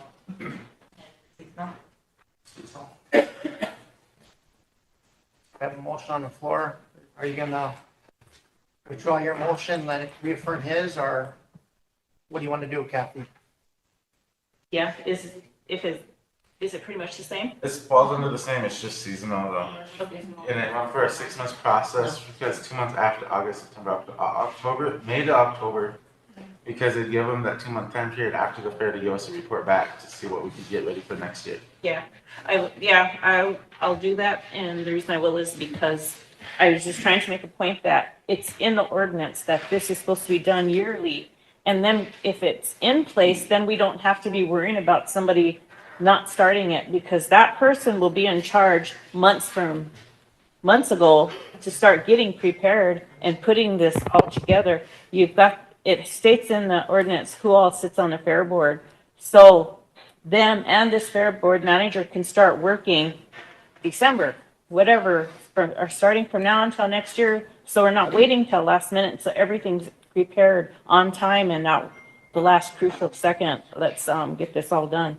So I'll reaffirm yours and we'll go seasonal. Okay, you withdraw, you make a motion to reaffirm your motion to make it a seasonal position and advertise it. Yeah. All right, we got a second. I have a question. Get a second so we can discuss his motion. Reaffirm it. Second by Jordan. Go ahead, Emily. I just had a question on, this was like specific, I thought. It was either saying 6 months or it said May to October or something. So I'm just wanting to clarify that it's gonna be now until October or what the time frame is gonna be. It's supposed to be a year. Yeah, I remember you never That's what I mean. Yours was going for full-time a year, his was going for seasonal, and he was very specific, I thought, in his on like May through October. 'cause you gave me the idea for the 6 months after the fact. So it was from May to October for that thingy, because we thought that doing a whole year for the fair wouldn't be necessary as per being a seasonal, because that they know that they could have an ability to work somewhere else in the meantime. I just wanted to make sure because if we're gonna advertise it as seasonal or whatever it's gonna be advertised, I wanna make sure that we're all on the same page on how long that is, full-time versus not, or. Well, we already agreed to it back then from May to October for the 6-month period. And so now it's June, so I just wanna make sure that it's actually meant from June or. Also June to September then? That's what I'm No, it asking. should be back from May because it should have been. I know, It but we should can't have hire been somebody before way back for when past I May. first started out. All right, there's a motion on the floor. Darren, do you have a Yeah, question, a comment? other tribes, just like even the 20 communities, Sunday night, they appoint a committee. And that committee works for a whole year to make sure that everything's chill for the next year. Crow Fair, they start the Friday of Crow Fair. They've got an excellent setup. Here, we're way behind. I don't think seasonal is good enough. I think that if we're to really honor our ancestors who fought for us at Greasy Grass, we should give it a year. Give ourselves time to prepare for a celebration. All we do is prepare for parties, fast pitch tournaments, mud bogs, things that cater to alcoholism. Let's get back into our people and to our traditions and let's plan for a year so we can make it awesome. The seasonal ain't working. Look what time it is now. The fair's coming up 2 months. We ain't having nothing done. So I don't think seasonal is good enough. I think we should appoint a fair manager that has a whole year to get things in order for us so that we can celebrate the stars, with pride. Thank you. Chris, what? You send a resolution then and. Kathy. Call your motion. I withdraw my motion to reaffirm. Kathy, you gonna restate yours? Right again? I make a motion to advertise the fair manager to start now. I mean, because that person should be working along with everybody else, starting from now till next August. Okay. I mean, next June. Because what I'm trying to do is get us all back in line with following the ordinances and the constitution of this tribe. And after our last discussion, I went back and I read it, and it says by year to year, a fair manager should be hired to start planning the events. So my motion is to hire that fair manager to work year by year. And we need a second. Second by Chris, question by Lila. I have a question. Oh, go ahead, Ray. Thank you. If I remember correctly, has it been advertised already, the fair manager? And wasn't there applicants for it? There was, and then we brought them to the floor and they said, do we want to make it permanent or we want to change it and make it seasonal? So, and it became an issue and then it never came back up. So we're making it full-time? Yeah. What about the individuals that applied for it already? I'll probably pull them and see who applied, see if they're still in. So how long is it being advertised for?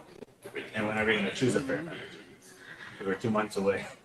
What are you advertising the other one at? Right now, we can still do that, they can still plan for next year's, and that can be part of this year's if we get it right away, but right now, we kind of appointed Brenda to do the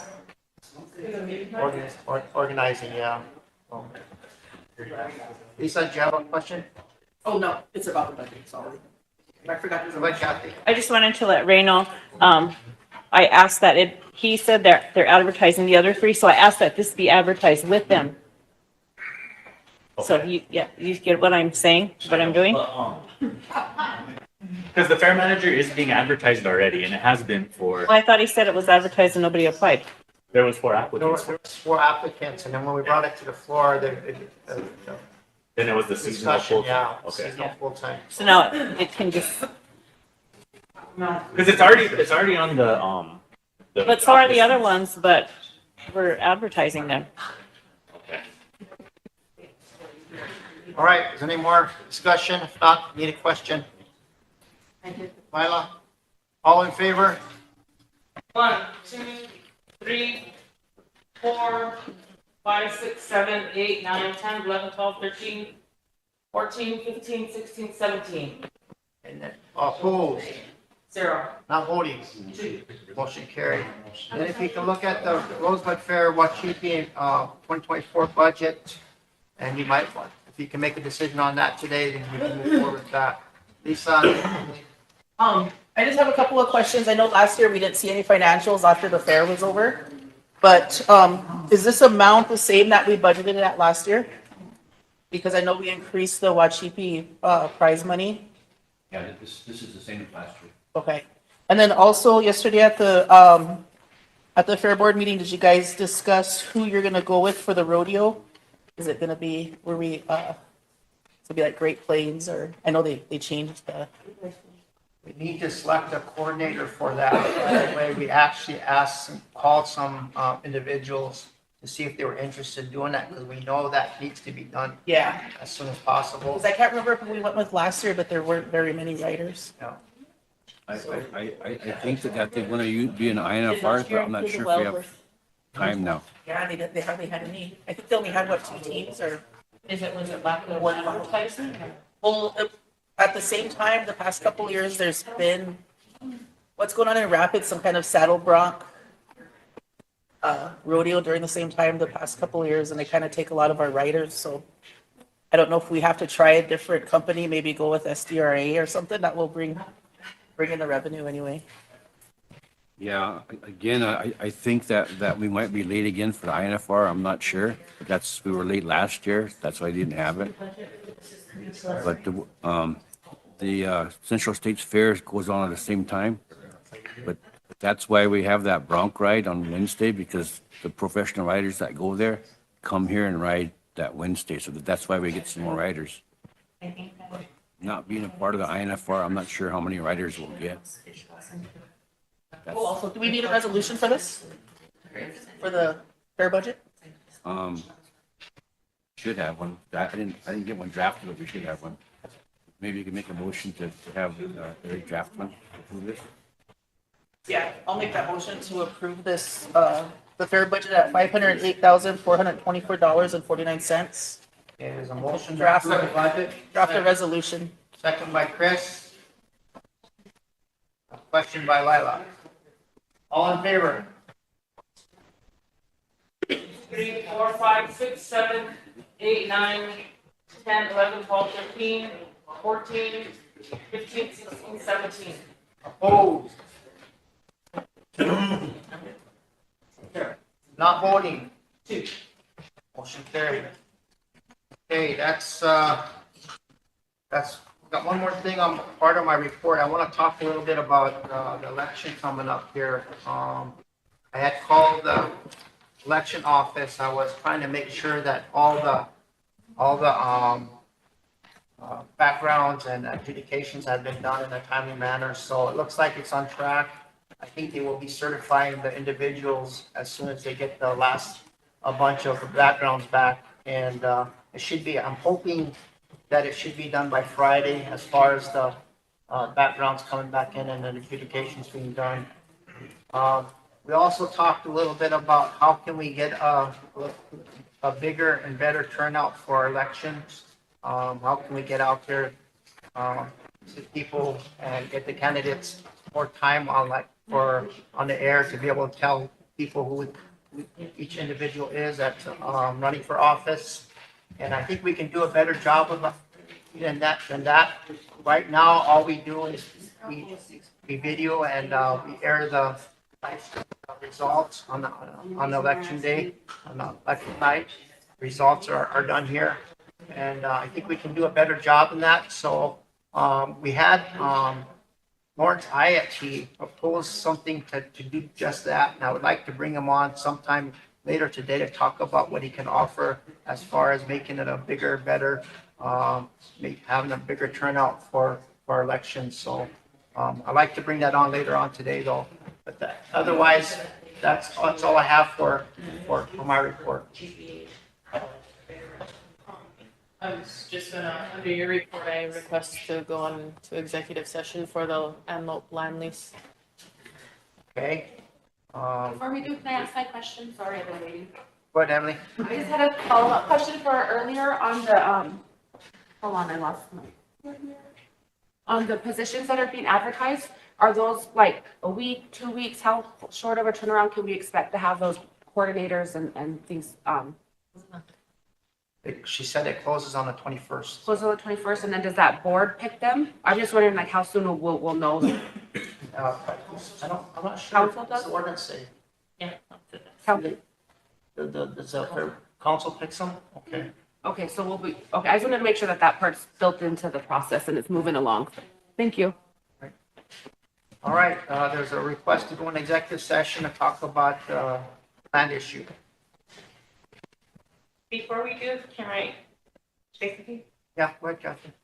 On these positions that we're going to be filling for the fair, I would like to make a motion that once they're selected and they are finished and the fair is over, that they do their report soon after. And if they do not give a report, the people that we select as the coordinators for each of these areas are not re-selected next year.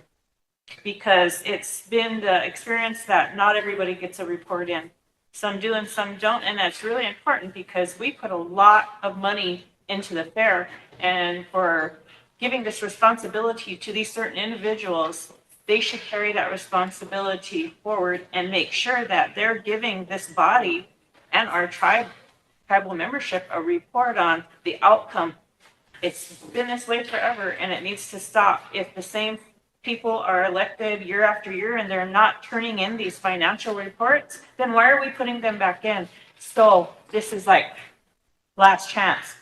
Whoever is selected, if they're not going to get us a report, then we as a body do not allow them to sit on these committees again next year. Because that's money unaccounted for if they're not giving us a report. Would you put like a time on your motion, like a week or 2 weeks? I think it would So we take could expect it? 2 weeks. Okay, 2 weeks after the fair ends, we would like a report on the outcome.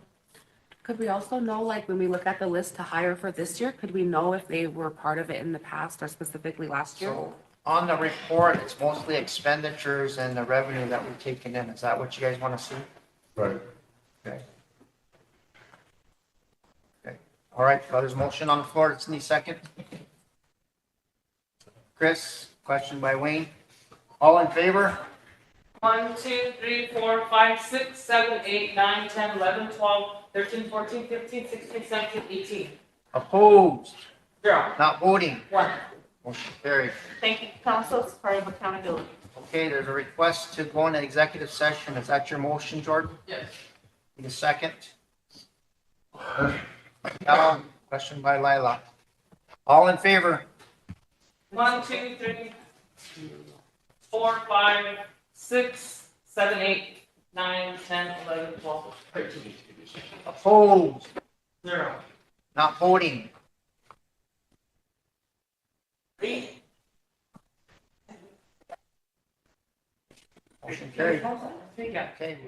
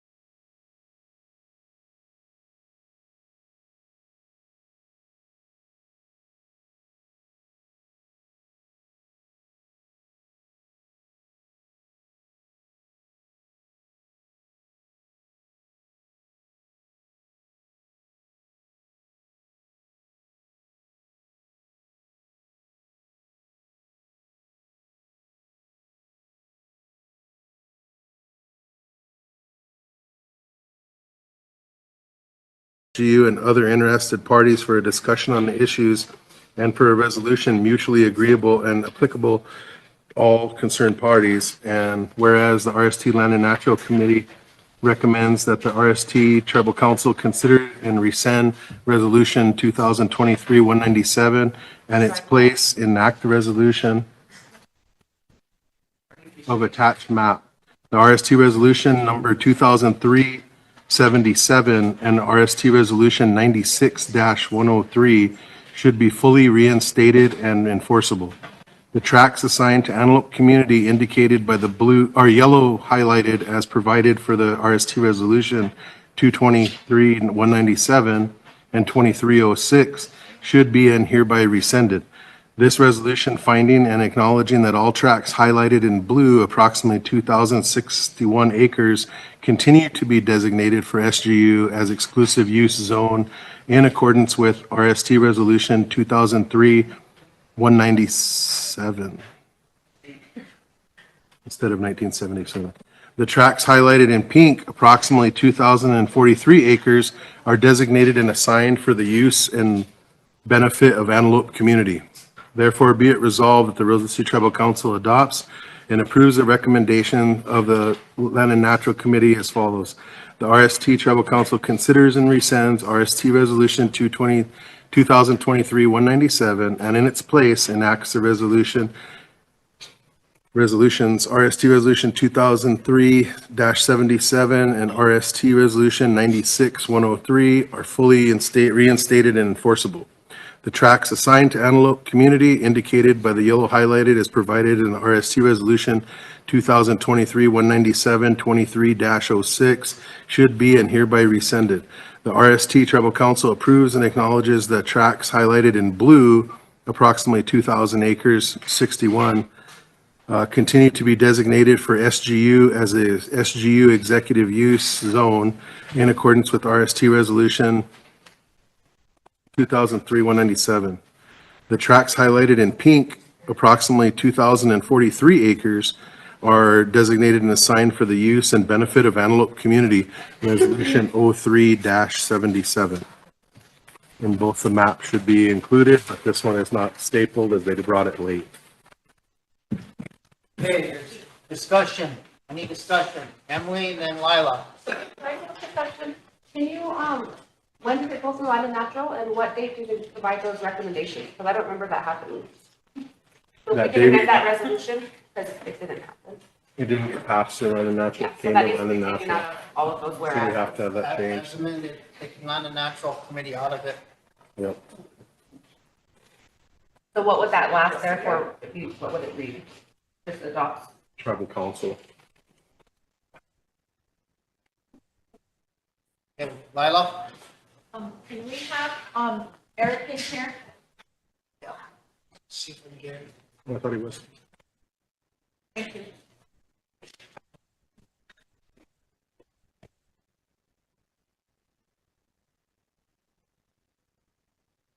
More discussion. Or do we need to have Eric in here before we discuss any Have further? Eric come in first with a question. Okay. Did Eric draft this? Yeah. Eric drafted this, right? Yeah. So it goes back to each SGU and Antelope, what they had 20 years, the last 20 years. That's the way it reads, yeah. Okay.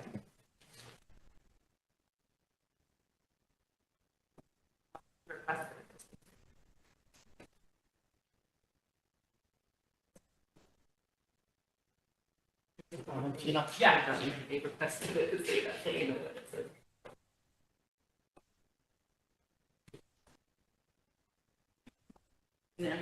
He came in the other door. Eric, we have some questions on the resolution. Was it Emily or was that Lila? Lila. Lila.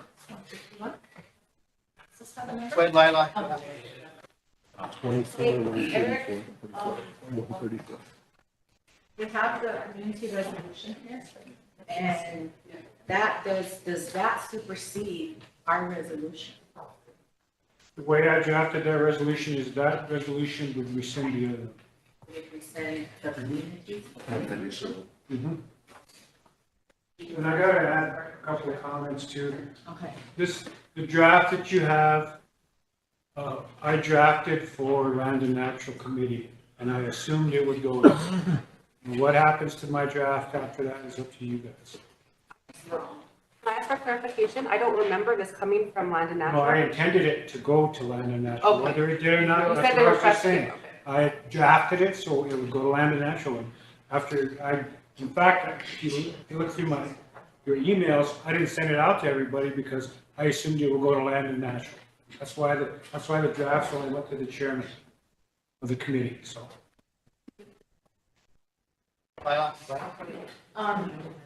While we're in discussion, they have a concern. Could I get the floor for her or do I have to wait? It's up to the council. You want to have the floor. We've already heard them and we heard you guys. And now we're trying to make a decision. If you want to hear them again, that's fine. If I can get the floor for Melinda. Just real quick, I believe it's a conflict of interest for, council rep from Oak Creek addresses the issue and bringing it up.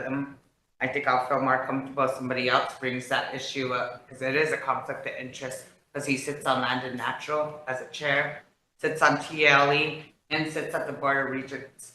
I just want to kind of let you guys know about that. And then you It guys actually can benefits you, and I consider, oppose formally to have the floor.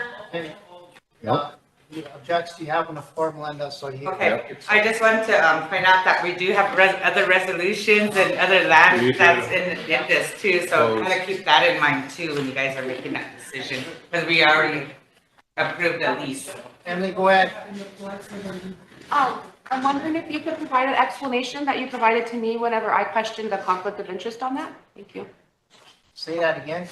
I was just wondering if you could provide the explanation that you provided to me whenever I asked about either the ethical or even the, illusion, I can't remember the word, of conflict of interest because of what was discussed at the committee meeting and then going to our, asking Eric to draft a resolution that was not what was discussed at committee. And so I was just wondering if you could provide what you provided me. I don't recall the conversation. When we have an office? Yes. Our office. Basically, this came up as far as, went through by petition resolution. And it was brought to my attention because it was taken to Eric to draft the resolution. So I thought, well, this is going to go back and forth. And it was recommended by the chairman to have this resolution drafted and taken to the committee. But this is the first time I thought about maybe it should have went through the committee. Just like the original resolution from 2023 should have went through the committee as well. So, I mean, we're in the same position that we were with the 2023 resolution 197. So if you want to apply that to the same thing, it's about the same thing. So, and I don't have any authority to make you guys sign a petition. I can authorize a petition resolution, but I can't make you guys sign it. So that's up to you guys. So.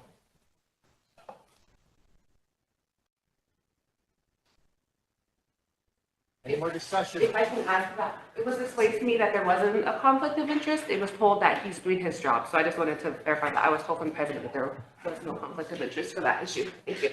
Well, I don't think anything from the conflict of interest in that. Well, that was just my question and you didn't answer it, so I was just providing clarification. All right.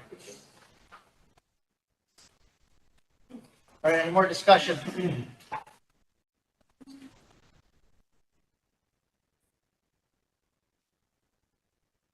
Now we'll vote on it. There was a request to have a roll call vote when we voted on it. I'll call for the question.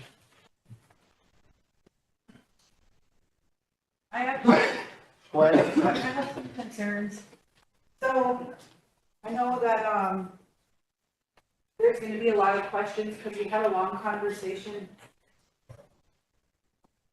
I know that there's going to be like questions and concerns and just things that aren't clear to people who weren't in the room regarding the executive session that we had.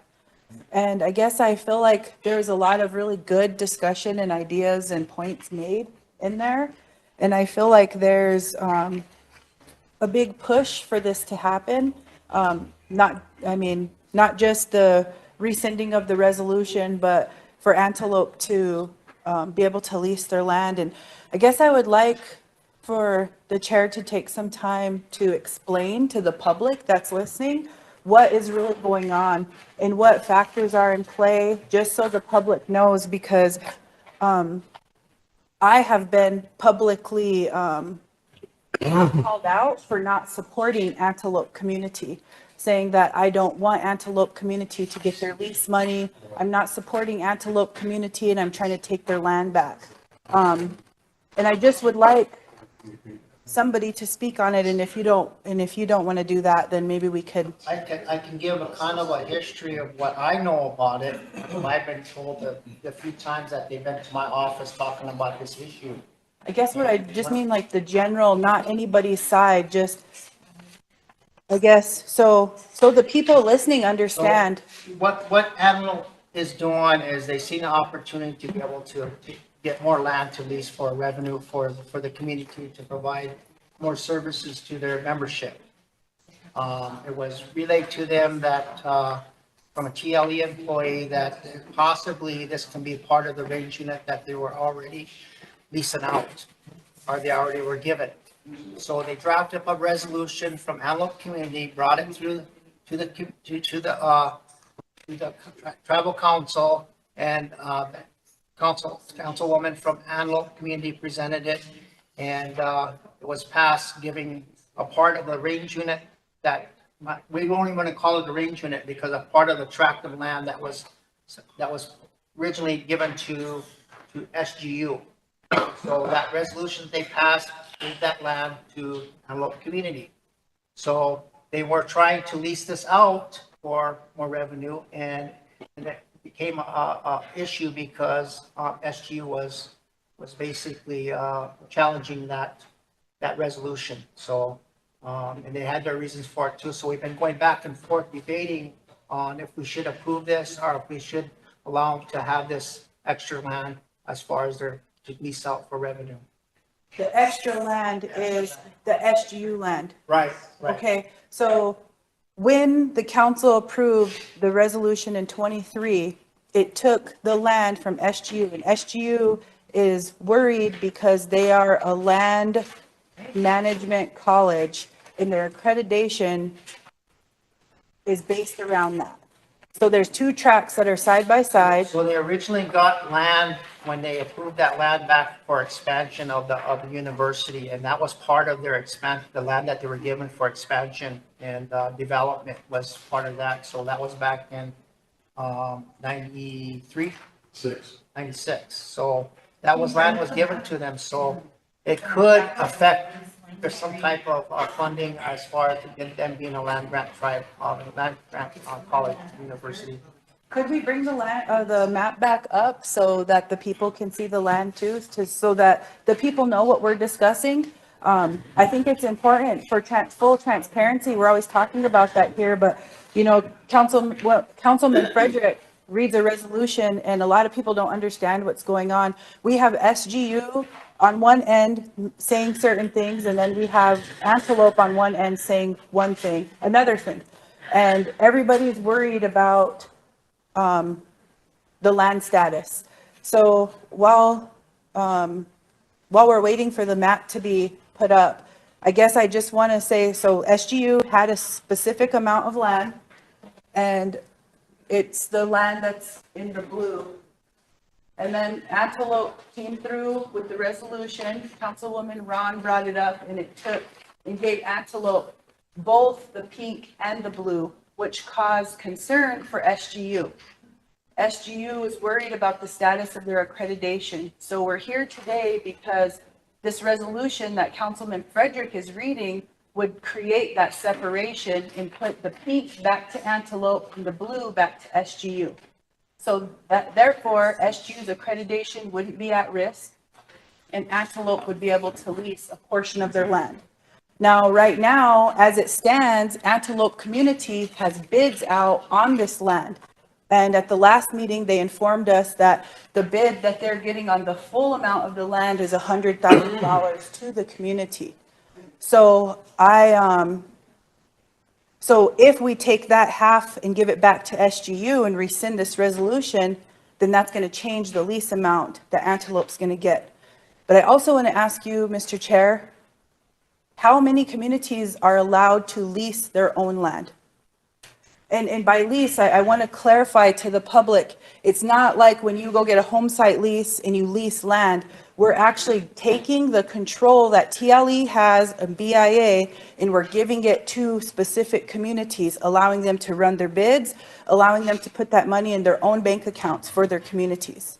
So I just want to make that clear. I want the public to know what this actually is, because we had a large discussion, a 2-hour discussion here, and I think that the people deserve to know what we're actually voting on, because I don't want to get accused of not supporting a community, because I do support our communities. They do need funding. It's important for them to have funding. But the question is, should communities be allowed to do a function that we have tribal entities in place to do? We have TLE who have compliance officers who are supposed to run compliance. And if SGU has been mismanaging or overgrazing the land, then we need to address SGU's land lease as well and make sure that we are putting those same restrictions on them that everybody else has when they lease tribal land. I believe there's probably 3 other communities that have a large land base. I think St. Francis, Oak Creek, Antelope, and am I missing out any? Actually, only 2 get management, 7 get revenue. Sorry, say that again? 2 have management solely on their land, and 7 get revenue from the land, but no management.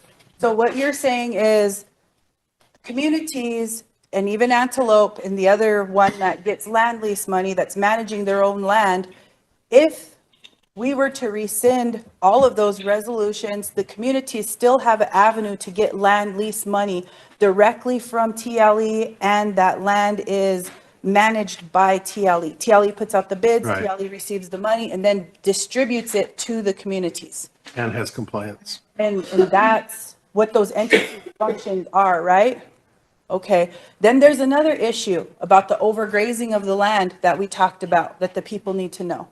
There's concern about the water. There's a lot of concerns about this land. So if we go in and we allow both entities to continue to run cattle or buffalo on them, what detrimental effects does that have for our land in its current status? And is that a smart move to make? So I just wanted to state all that for the people, because I feel like when we read resolutions, it's not clear. People don't understand what the actual predicament is that we're in as a council. We allowed 2 communities to go in and lease their own land and act in place of TLE. Then there's also the issue of shares. If we relinquish our shares to TLE, which we would have to do according to their bylaws, then that depletes the amount of shares that we get as a tribal council.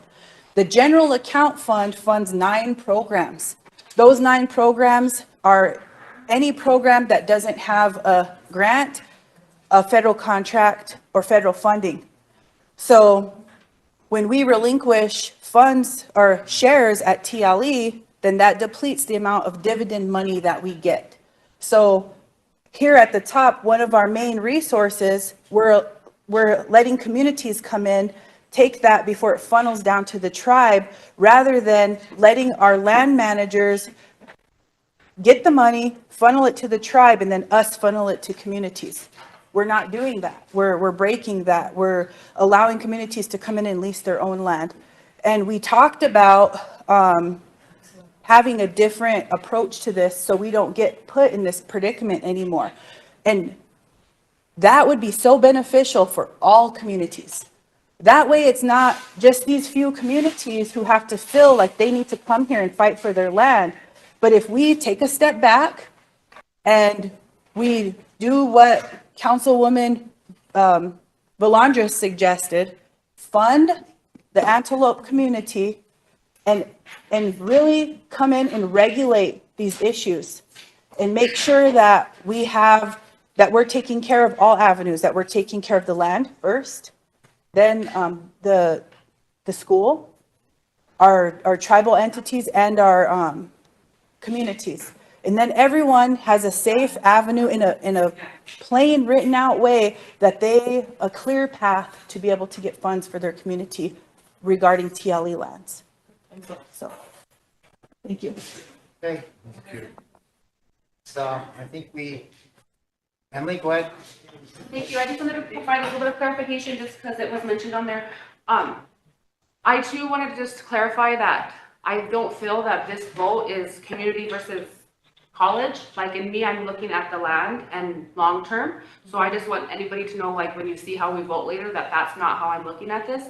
I also want to put it out there that that sounds amazing, but that's not what we'd be doing by doing this. We do not have a lease on SGU prior to this. And so if we revert back to that, there is no lease. There is no way to regulate on that. There's also the authority given to the community that they are able to manage their own lease. So again, oversight gone. So I just want to say that if we do revert back to this, it is not solving any of those issues. It'll just be prolonging them, if not making them bigger. There is actual really reservation-wide a need for better land use planning. I'm not going to be able to have enough time today to go into all that, but because people are listening, I do want them to be aware that that was a lot of the conversation that I brought forward to this off air, and I wish we would have been able to have part with our people hearing, because it's so important. I'm not just talking about leases and cows and bison or whatever. I'm talking about how we think of our land, how Lakota thinks of our land, and then making our regulations match. I'm talking about our soil, I'm talking about our water, I'm talking about where we want our houses, where we want to put our roads, because I sit on a lot of committees, but I've also been trying to go to other ones, and every single committee that I've been on has having ongoing land use issues, from transportation, how do we get our roads, from putting a home site in, having people sign on places that shouldn't even have a home, and then way later they're in a floodplain or something. So I just want to throw that out there, that this is not solving of that. It's not other than that. The only thing it's doing is allowing one party to get their way. Thank you. Another suggestion is that once we get this resolved, I really think you guys should reinstate the land use commission. You know, it's really needed. We need to do it. You guys need to make a motion on it. Not just talk about it, but do it. And go ahead, Emily. I would strongly suggest not doing that, and the reason why I do is because there are very conflicting languages between our ordinances that regulate land and the Land Use and Environment Commission and the titles 18 and 19. And I'm one of the biggest advocates for them. A lot of money and time and effort went into them. But if we enact it as is, we're creating an entirely huge, bigger mess. So I'm only bringing that up because there should have been years of work happening from when I last left that land office in 2009, 2010, and I think we were stagnant or we're still the same. I've been asking repeatedly for the codes and I haven't got them. So I think that's an amazing thing to work towards, but I would not be for enacting them the way they are right now. Well, I disagree with you, but we can disagree. Any other discussion? Call for the question and do a roll call vote. I have another question. Go ahead. Sorry, I don't want you guys to get tired of me, but you probably are after 2 years, 3 years. I feel like because of the way the legislative process is, it makes it really difficult for us to come to a solution today. And I'll just be honest, I'm exasperated that this came forth today because we had such a long agenda and we didn't meet last month. So I want to express that, this took our whole day. And I would like to see us come out of here with some clear objectives. So it's objectives. So it doesn't feel like, okay, we're reverting back to the way it originally was and nothing was solved. Okay, so if the motion even passes to resolution, then what are our next steps? We need to address that next. We need to address our next steps immediately today so this isn't left hanging or it gets pushed aside. Because if we're dedicating the day to it, then we might as well finish it. And the thing about SGU and their regulations and their lease, that needs to be addressed as well. Right. I can't get a question. The question just stops the debate. We can still vote on it, so. I'll roll call vote then. There's no question. Ernie Ron, No. Christopher Eaglebear, No. Lisa Whitepipe, No. Toby Wright, Yes. Stanley Whittenhite, Michelle Wallenberg, Yes. Michael Linderman, Fremont Palace, No. Charles Gray, Yeah.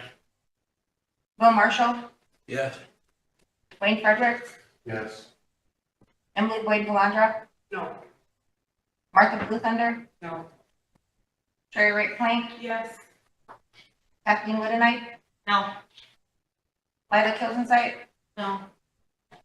Raymond Crowigo, No. Vera Iat, Ben Glassner, No. White Spotted Duck. No. You say no? No. Seven, no, 7 yes.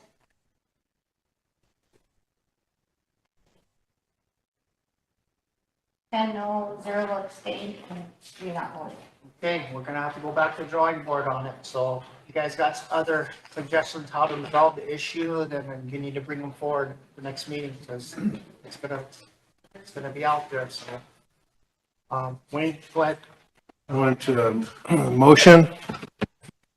motion to direct Land and Natural, BIA, TLE, and Solo to create management plans and declare the share values to the tribal council for approval within 6 months on these Motion.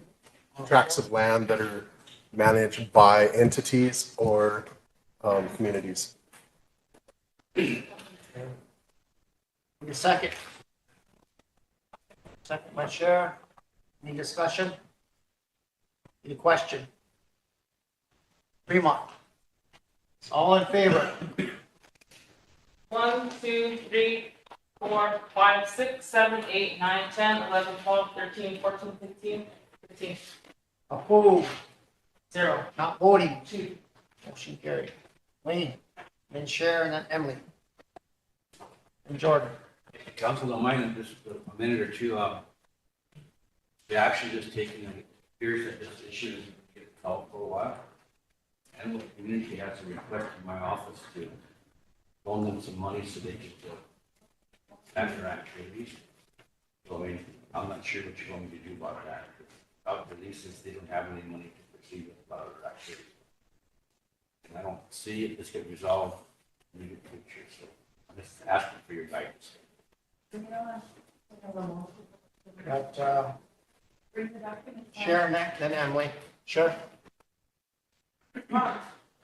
I guess I just wanted to ask what this means now. What just happened? What does that mean? We talked about management of land and other issues as far as communities having land that they're leasing out. So I think you guys should draft some legislation to make that happen, those changes. So that's my suggestion. That's the only thing I can think of. So you take it back to Land and Natural, take it to whatever appropriate committee that you need to take it to and bring it back. Okay? Do you think that we should involve Peebles and Kidder in this? We could, yeah, we could do that. Emily? I'm wondering if I can make a motion to allow funding, or motion on the floor. Yeah, there's a motion on the floor. No. Yeah, there is. So, yeah, no, there's no motion. Yeah, it passed. To secure lease fund for their budget request that the community has. I know when we were off air, one of the suggestions that I had was to do that, to be able to not do anything right now, allow Antelope to submit their needs so that we can secure lease revenue from somewhere else in this meantime, probably 6 months till the end of the year, so that come up next year, everything can start on time. So I guess my motion would just be to find funding that meets the needs of that community for their budget that was proposed from lease revenue. You say you have a proposal already? I have a request, they were supposed to submit a budget, to have two minutes, they came off. I have a motion on the floor, so I don't know what, you need a second, if not, it dies. Second by Ray. Okay, go ahead. Okay, we didn't present a budget because we was waiting for the outcome of decisions being made. We did submit a council donation because we was directed by Land and Natural to clean up the North Antelope Road, dump site, and that wasn't underneath Antelope's management, that was underneath TLE, but we did provide the cost, took up the cost on that, so we was asking for a reimbursement on that. That was our council donation, but we didn't submit a budget till we was waiting for the outcome of this meeting. That's been on the calendar for a while now to get this discussed, so I just needed to wait for the outcome before we could present the budget. Can I amend my motion? Go ahead.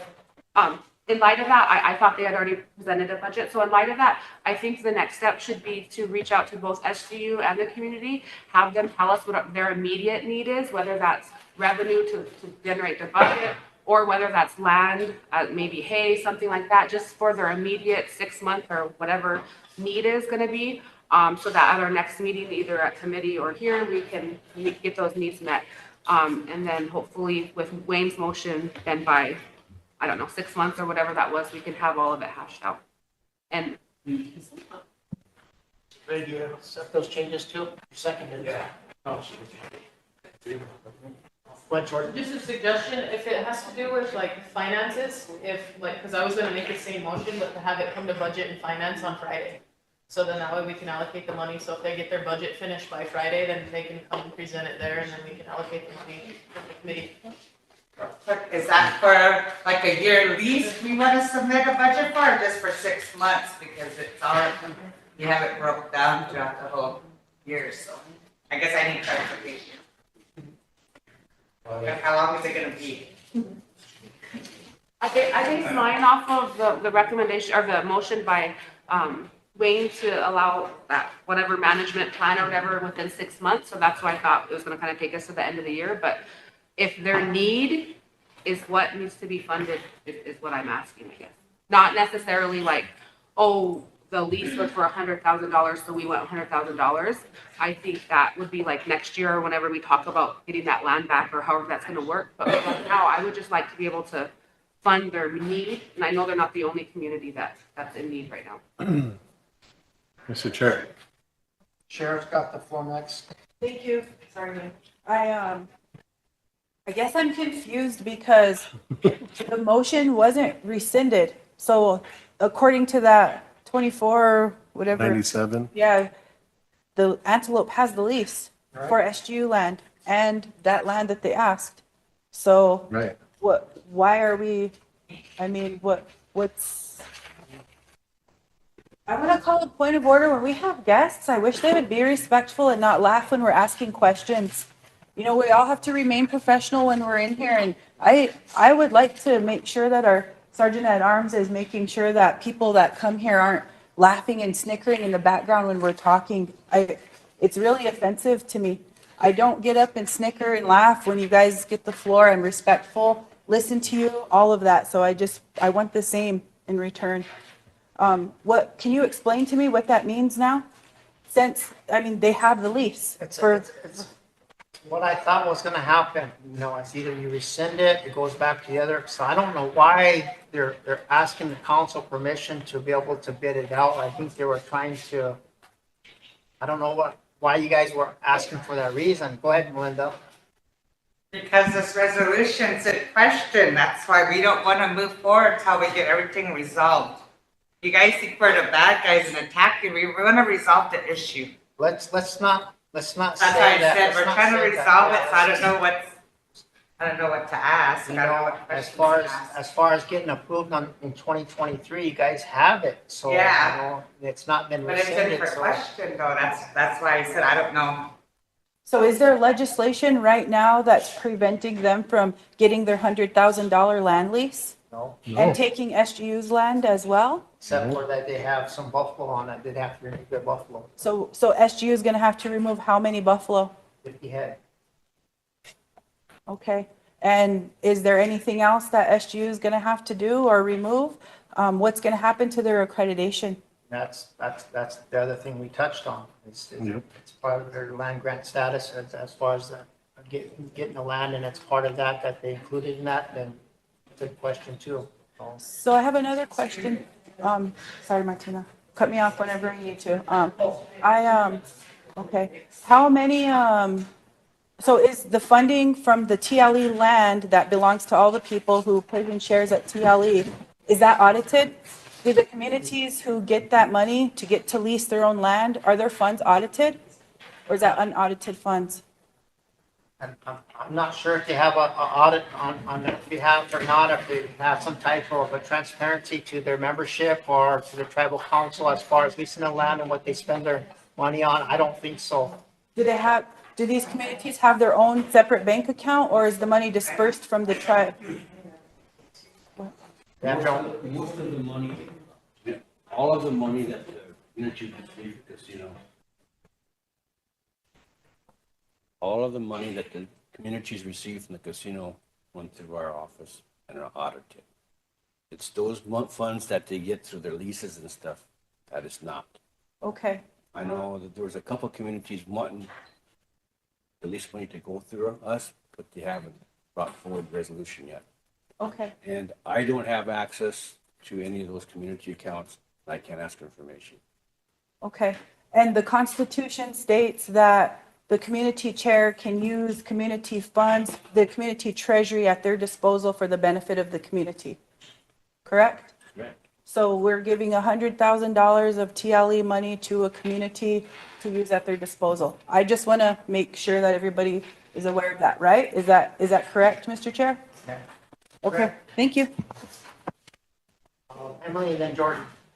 Thank you. And thank you for bringing that clarification up, Sherry. That's really important. I guess I was under the assumption that the motion that I was making was going to be halting the use and going to be halting whatever the issues are and how they can be resolved. So if we need to have a motion prior to the one that I made, then that makes more sense to say that the use and the question, whatever is in question right now, has to be temporarily, because it doesn't make sense if we don't do that. My motion makes no sense, because my motion was to then have them tell us what their need is by us not leasing this land out for this rest of the year. So if I missed a step, I apologize, and I can add that into the motion, because my intention was to, because there's this ongoing issue that no one gets to lease it right now, that if they have a need from the community on the budget, submit that. If the land status from the college is in jeopardy, to have them bring that forward with appropriate language that we can pass something temporarily or however that needs to happen so that their land isn't in jeopardy, so that their credit, I can't say that word, is not in jeopardy. And I think that there's a way to do that. Even if it's just a campus right now, there's nothing in the land grant status that says you need an X amount of acreage. It's whatever we decide. So I think if we can ask that of both parties just temporarily while we can get some of this other thing, that was my intention of the motion. So if I need to add that clarification that the halts the lease or whatever, then I'm happy to do that.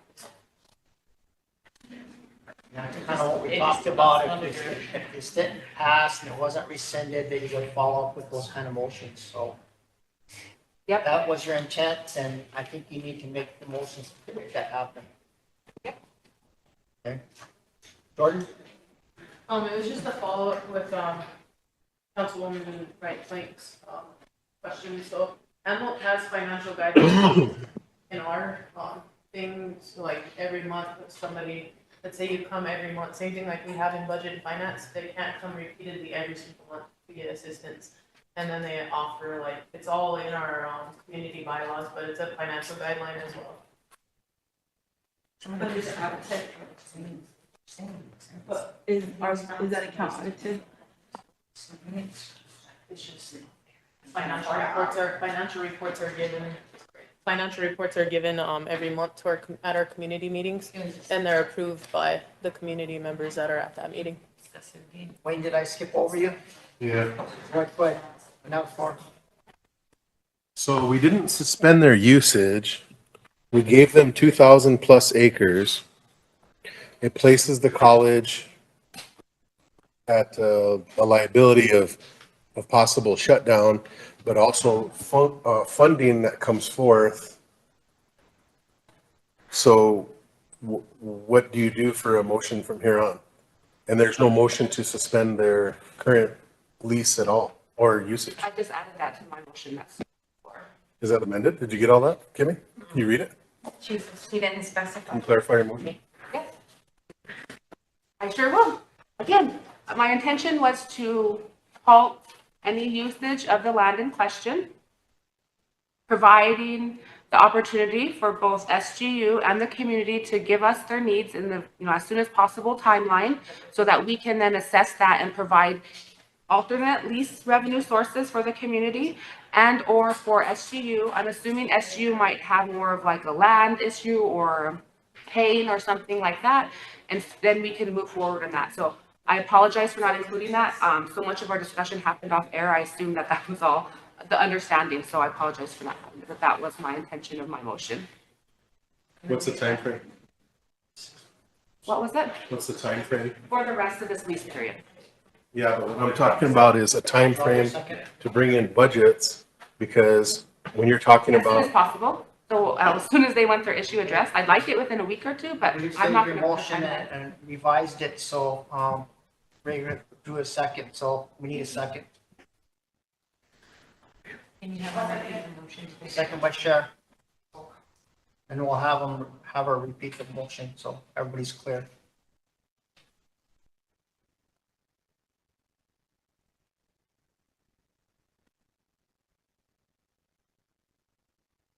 Shorthand, so. I am.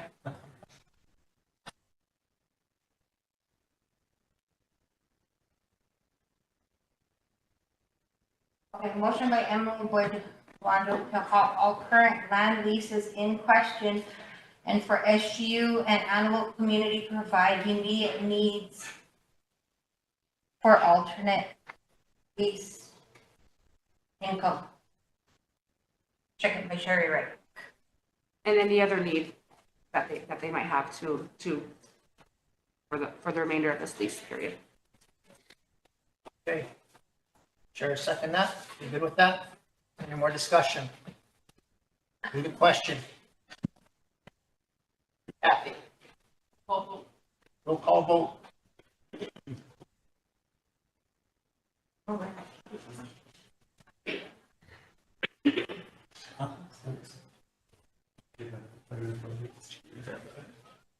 Director Ron? No. Christopher Eaglebear? Yeah. Lisa Whitepipe? Yes. Tommy Wright? Yes. Sandy Wood and I? Michelle Hollowhorn Bear? Yes. Michael Lunderman? Fremont Ellis? Out. Charles DeBrey? Yes. Bill Marshall? Wayne Fredericks? Yeah. Emily Boyd Mulandra? Yes. Martha Bluethunder? Yes. Sherry Wright Plank? Yes. Kathleen Wood and I? Yes. Lila Kilsensight? Yes. Raymond Corrigal? No. Dara Iat? Ben Blackburn III? No. Dwight Spotted. No.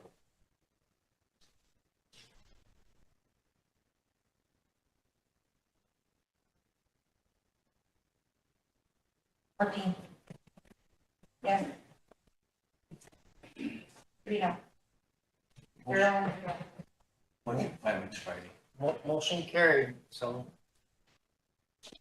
Go ahead, Emily, and we have Cher. I just have a question.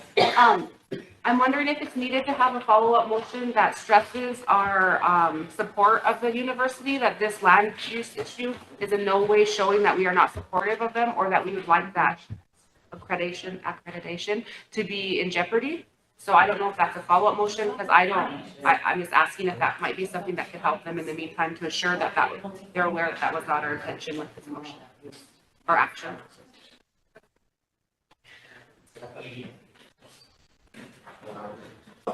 Michelle, do you have a comment, question? I'm just curious because in that last meeting when SGU was present, they had stated that they got fined, was it like 30,000? 10,000. So where or how is it that a community can issue fines? Question that as well. Maybe we could ask if that get repaid or somehow, or I don't know. Yeah, reimbursed or something. I don't think that they have the authority to do. I didn't think so either, but I was told otherwise. Jordan? So And those are lease agreements that were made at that time, it was established within them through SGU and Antelope Community whenever both parties signed it. And I understand what you're asking, but that lease agreement allowed them to turn around and fine them whenever that happened. Both parties were in agreement, sorry. And at the time, the Buffalo, or the manager that's no longer with us, he was there and he agreed to pay it at that community meeting. Sure. Thank you, Michelle, for bringing that to light. I think it's really important to understand that the Constitution allows the community councils to have authority over their community funds, over creating and establishing an enterprise. And it also, the council gives communities that authority. So I guess I feel like in an instance where we are allowing communities to lease their own land and do the leasing, I think that there needs to be some established ordinance in that, because I don't think this body approved a schedule of fine payments. And our subcontractors, people that sublease through TLE, are they allowed to do that? Does TLE have a fine schedule? There's so many questions here. And I just think we really need to get a handle on this. And I feel like I would like Peebles and Kidder to get us a like a definition on what an enterprise is per the Constitution regarding communities, because the Constitution really empowers our communities. It does, and it's a good thing. They should establish enterprises. I understand that's so difficult to do in the course of 1 year. But is an enterprise duplicating services that the BIA and TLE does? Is that an enterprise? So I just want to make sure that we aren't breaking our own Constitution. All right, are we done discussing? We got a direction. We had a few motions that were made, so kind of gives us direction on what we want to do. I suggested that we make these things happen in committee level, bring back legislation, bring back something for the council to approve. Let's move on to the next thing. When things like this are discussed, I think it's important that all parties involved are in the room. That way, where there's a lot of questions that we have for SGU, I would have liked to hear from them today before we made motions and made decisions. Their voice wasn't heard today. I know that they got a lot of Buffalo funding for their corral system and whatnot that they've been waiting on to even do anything with. So there is business halted at SGU that we don't, and maybe some that we don't even know about that's going on right now.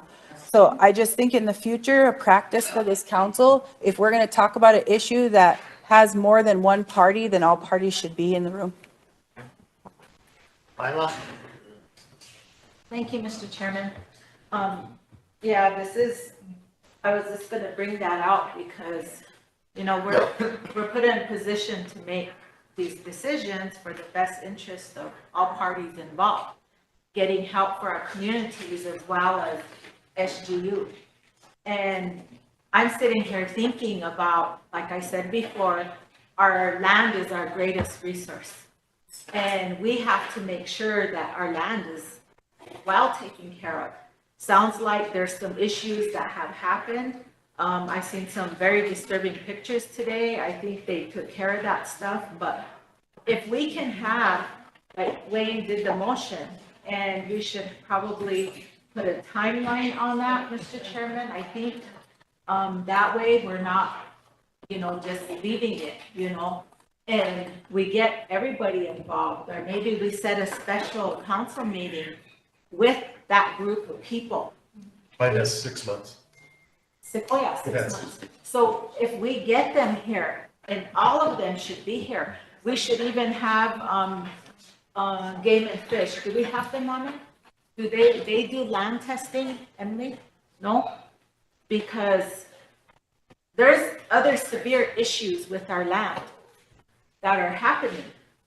And that worries me, because in the end of the day, that's the only thing the Rosebud tribe has to stand on, is all our lands.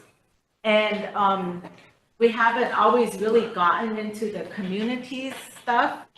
And, you know, because they have their own bylaws, they have their own, doing their business. But this kind of is a unique situation. So you have, there's different things that are brought out here today. That eventually will affect other communities. You know, my community, we get a small revenue, but we have not mandated any communities to bring their revenue through the tribe, right, Wayne? We have not set any mandates. We didn't make no motions to have the revenues come to the tribe.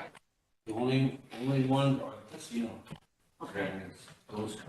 Okay, so that's another issue, council, that we need to, you know, remember that comes up when we meet with this group of people. I hope that, you know, Antelope, you know, got some answers today. You know, maybe not everything, you know, we wanted, but this has to be dealt with and taken care of. So it's set in stone, you know, the paperwork. You know, it's too bad that it's taken this long, but we have to have that meeting soon with this group of people. We're missing the major people here. So I as well want to hear SGU on what the accreditations too. So thank you. Ben. Thank you, Mr. Chairman. I think, you know, I think last month when we dealt with this at the beginning, you know, I did make those suggestions. I said BIA should be here, TLE should be here. I remember saying that, you know, and when it came up at the end of the month, they said we're going to deal with Antelope or their land issue, and it ended up saying we'll just wait till next week because we're not ready for it, you know. And now just today, you know, I know we're all here. I'm glad we're all here. Majority of us are all here. This is probably the time to deal with it, but of course we have a big agenda on our hands. So, I mean, when would this be possible? When are we going to be able to meet in this situation? Because again, we have a lot of concerns. Communities, I guess entities have concerns over this. So, when will this take place? How is this going to happen here? Because we have 2 meetings a month or 3 meetings a month. When's that ever going to happen? So again, last month we were supposed to, and they've been waiting here too. They've been coming for these meetings, I think, at the beginning of the month and at the end of the month. And I know they went storming out too last month at the end of it because they said, you know, well, we're just going to move it to next month. So now is the time to deal with that. But again, we're saying, well, we'll do it to the next meeting. We'll wait for the next meeting. So I do believe we need to make some kind of a statement here. And I don't know how important it is. It should be important to all 20 council reps, no matter what. We all should be here, no matter what. But again, if something comes up, you know, then, you know, we're not there. That's when the biggest issue comes about. So I did say that before last meeting, and I'll say it again because I remember saying it again. So I'll probably say it again next month too. But all these entities should be here no matter what. I mean, Cleveland, we're at TLE, should be here no matter what. So these are things that need to be addressed. I mean, the process of how they do things, how they manage the land, all that stuff should be here no matter what. I mean, I know we have a lot of people sit on committees and have understanding of it, but that's what I think is needed here for us so we can discuss that no matter what. So I think there's a special meeting that could be placed or else really get at the end of the agenda. So that was just, today was just brought up and I'm glad it was because we had this discussion. Like I said, 2 hours, 3 hours now, 4 hours on that particular issue. So we need to figure something out before something else comes up with these other communities. So those are just my concerns, Mr. Chairman. If no objections, I'd like to give the floor for Antelope community member Shannon. No objection. Go ahead, Shannon. Good afternoon, council. I'm Shannon Brill, and I'm the community secretary treasurer. I've been with Antelope community since 2011 as an officer. I had a couple of questions. You know, the community, when the tribal council gave us that land, you know, it was to self-govern our communities. And Antelope is one of the only ones that kept their land. And we've been managing it since day one. With that in mind, you know, we do have leases that come up and that help support our people, the Antelope community. We also help support other communities when we have our functions, when we have our events.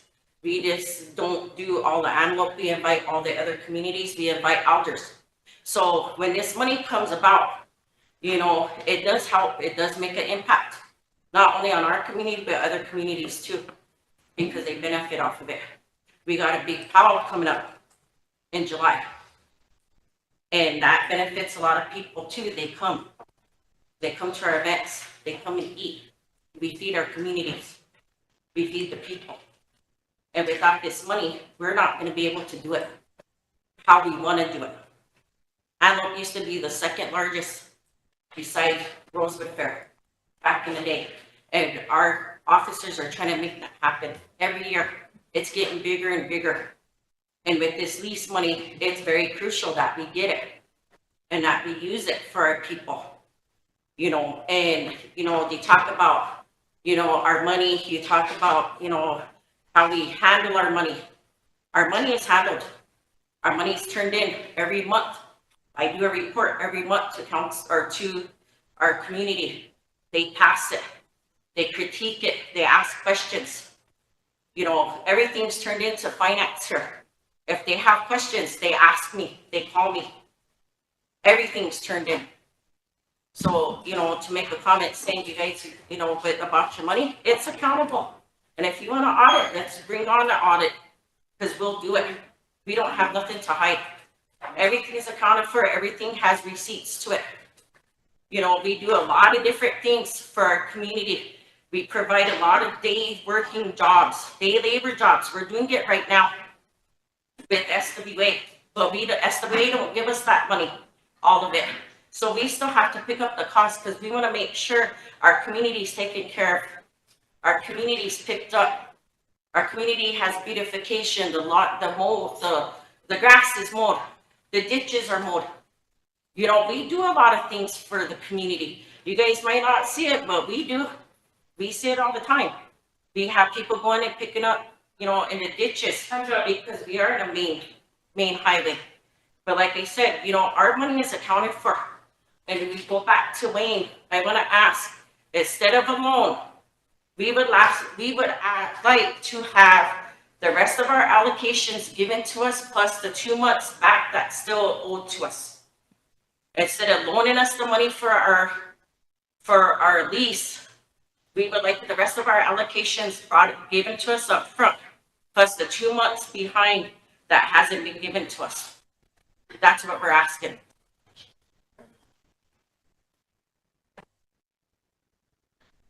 Sure. Thank you.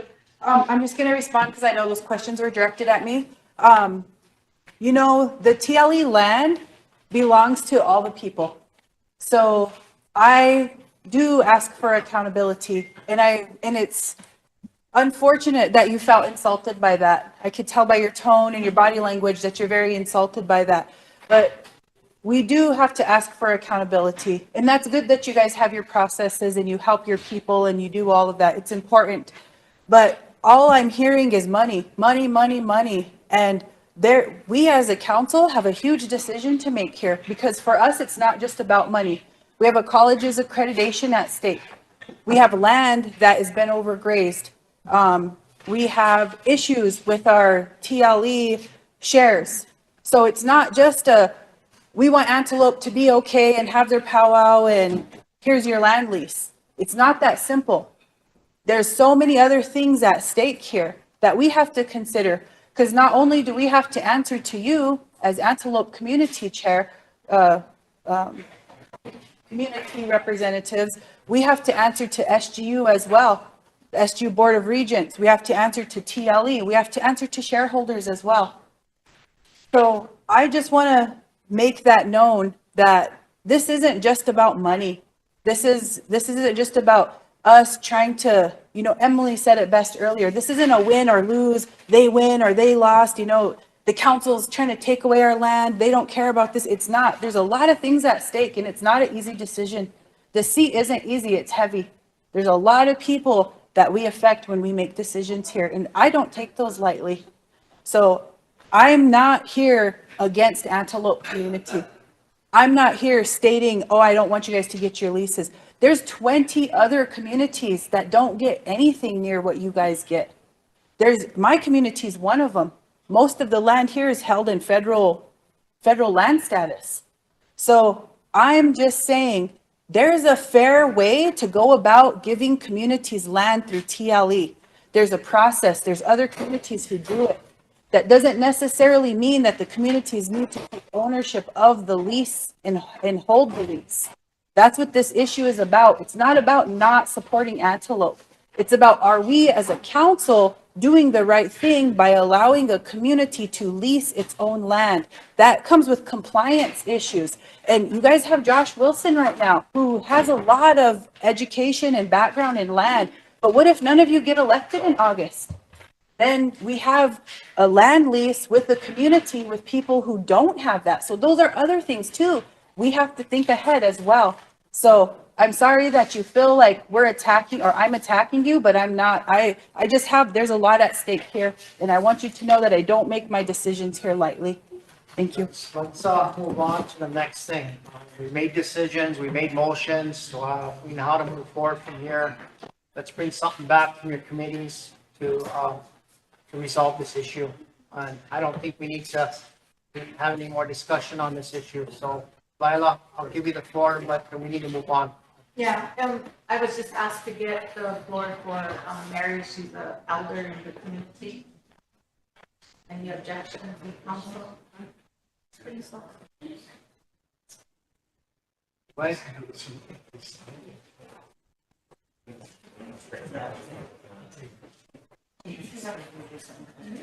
I think I got a lot of council reps.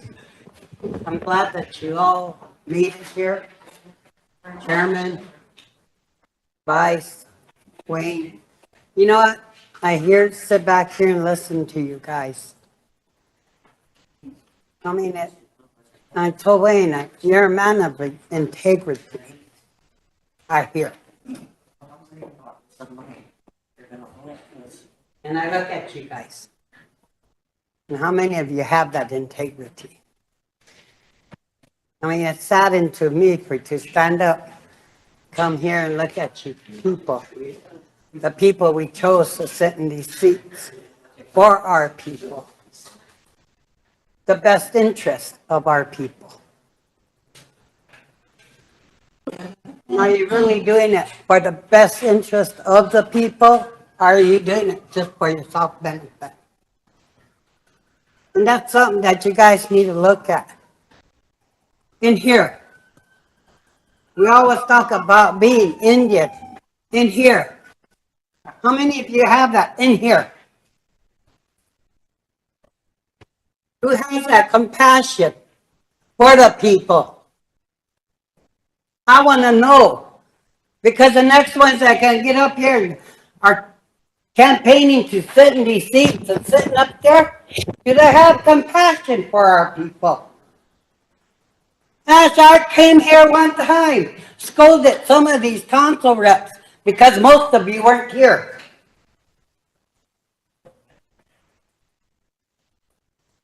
I come and put in for some windows, and yet I never got it. I put in for a ramp one time when her dad was sick and crippled. But I see all these young people out there getting ramps. She's dead now, so we don't need a ramp. But I'm just looking at all you council reps. Who do the people run to? If you guys can't give that compassion, get the heck out of your seats. Give it to somebody that's going to get compassion. You don't need a high education to have compassion.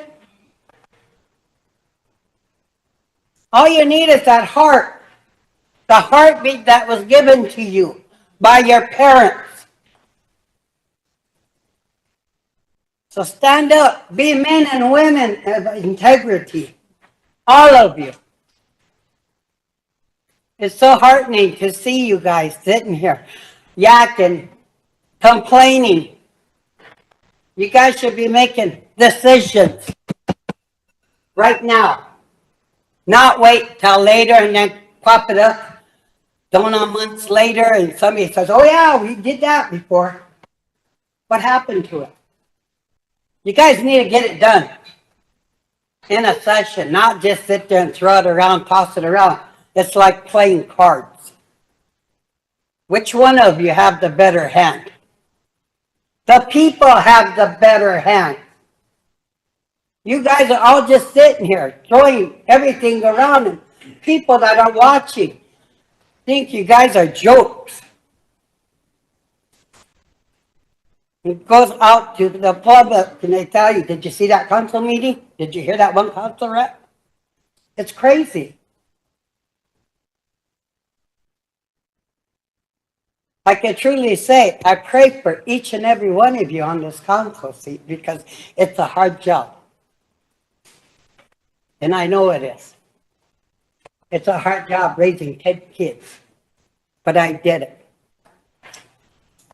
And I'm a proud mother of those 10 kids and 150 grandkids. And that would make up my tribe.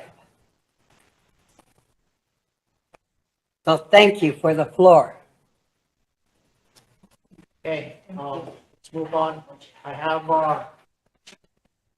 Lawrence Hyatt and Shakira here. We talked earlier a little bit about how we're gonna vote our election this time.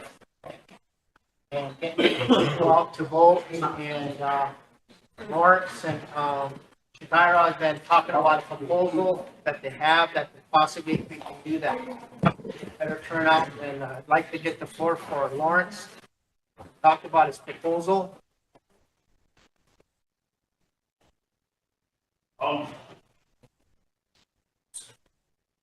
It's not really a proposal, but last year I was asked to host the elections, and I did that, and I really wasn't, I'm kind of saddened by the voter turnout. Those of you that were here know that we didn't have that many.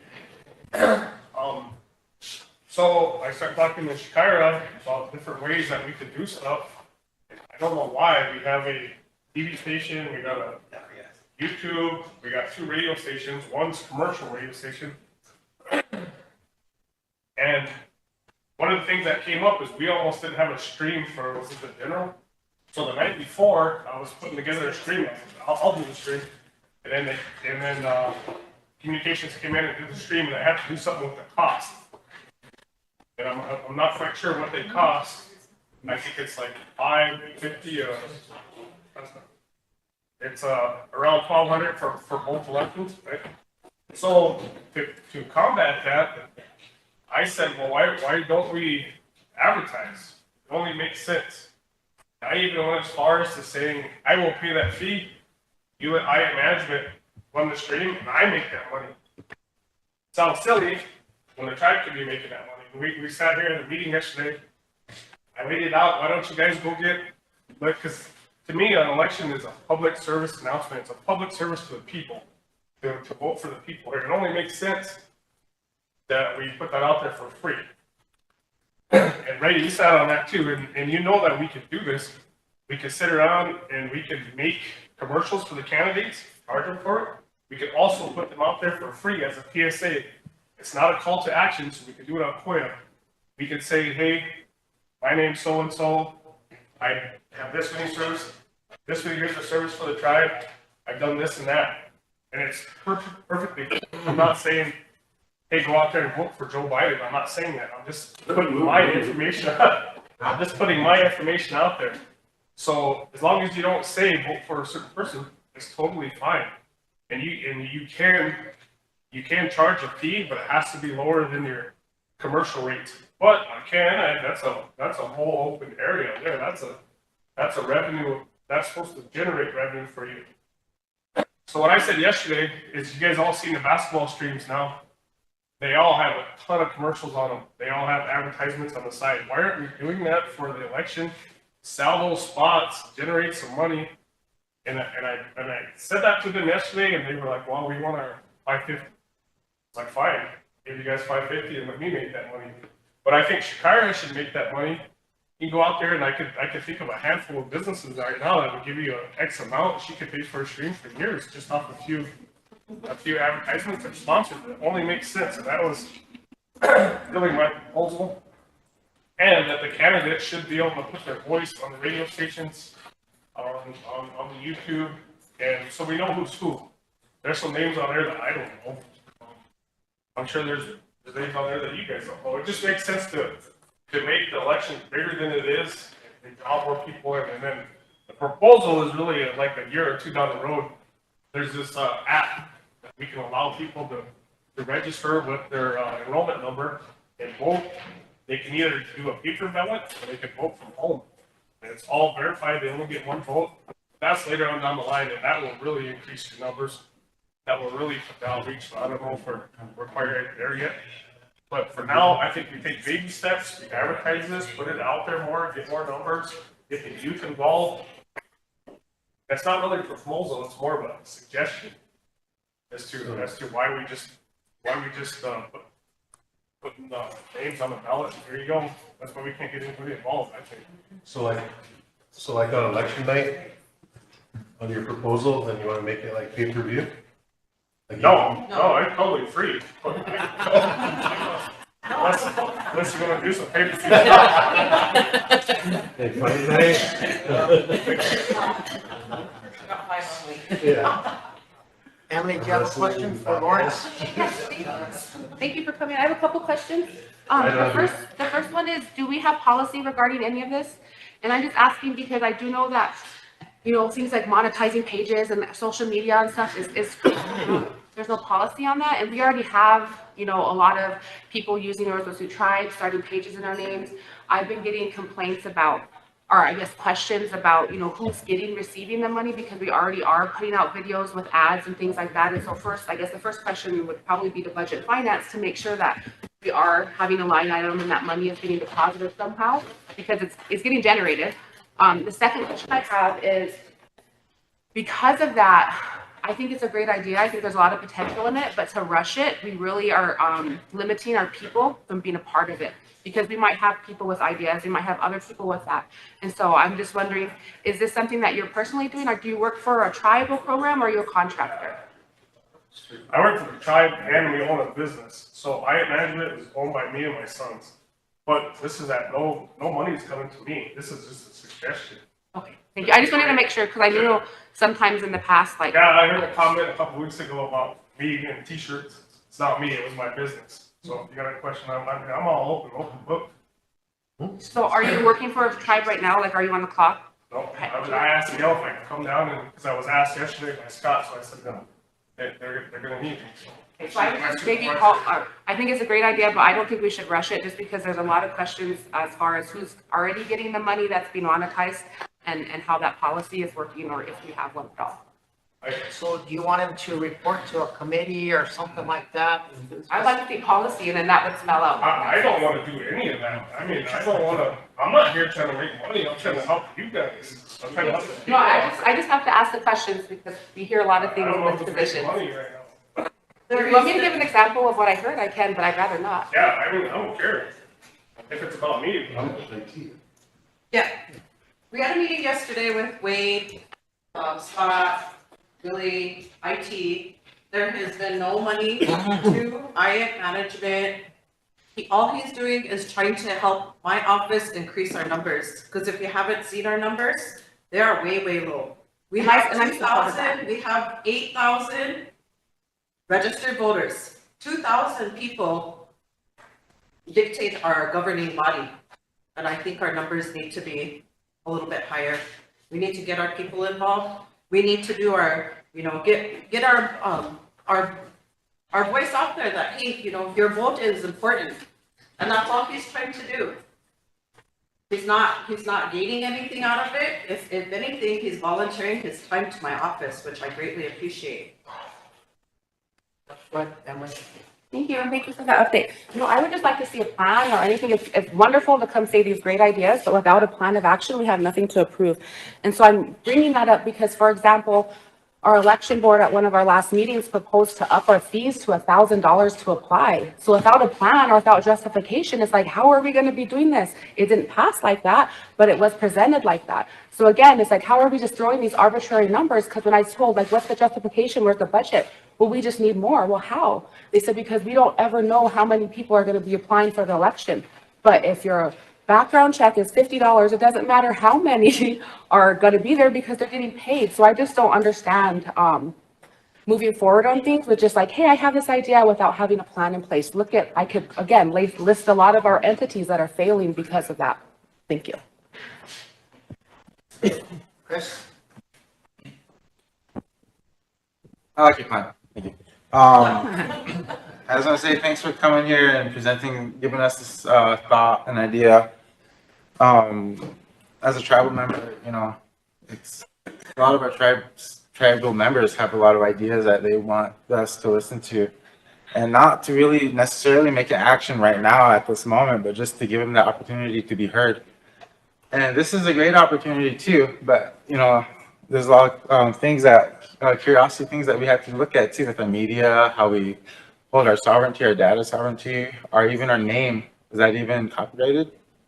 So like, you know, these are great ideas, and I must commend you for doing that. I commend you for looking out and trying to expand that, because it is true. There's only 2,000 people that, if we're lucky, there's 2,000 people for the general election, because usually the first election takes most of them, and then the next one is half of that number. So, you know, 3, 4, 5 years down the way, oh yeah, you know, I remember reading this quote of understanding whenever you're respectful enough to know when you're living your dream, and understanding when you're living in someone else's dream. And that's how we gotta understand each other, how we work as a tribe. That we're all living in someone's dream at this moment, or we're living the dream right now. And so, I just want to say thank you. Wayne and Lila. I spoke to Santi, that's how I knew you guys had a meeting yesterday. And then IT and how Koya is set up in channel 96. Okay, and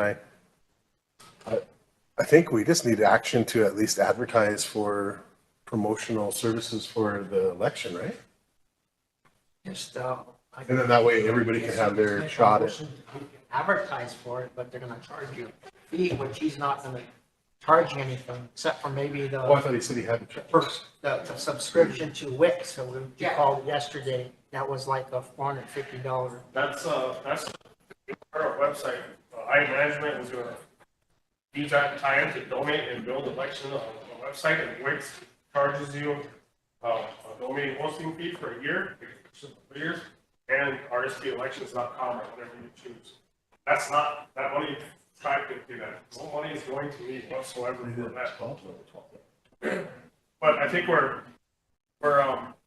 like, even if we don't give any candidates any airtime on any of the communication sites, you could still, the night of the stream, sell that airtime on the YouTube. You could say, hey, so-and-so gas station, you guys pay me X amount of money, I'll put your name on the screen.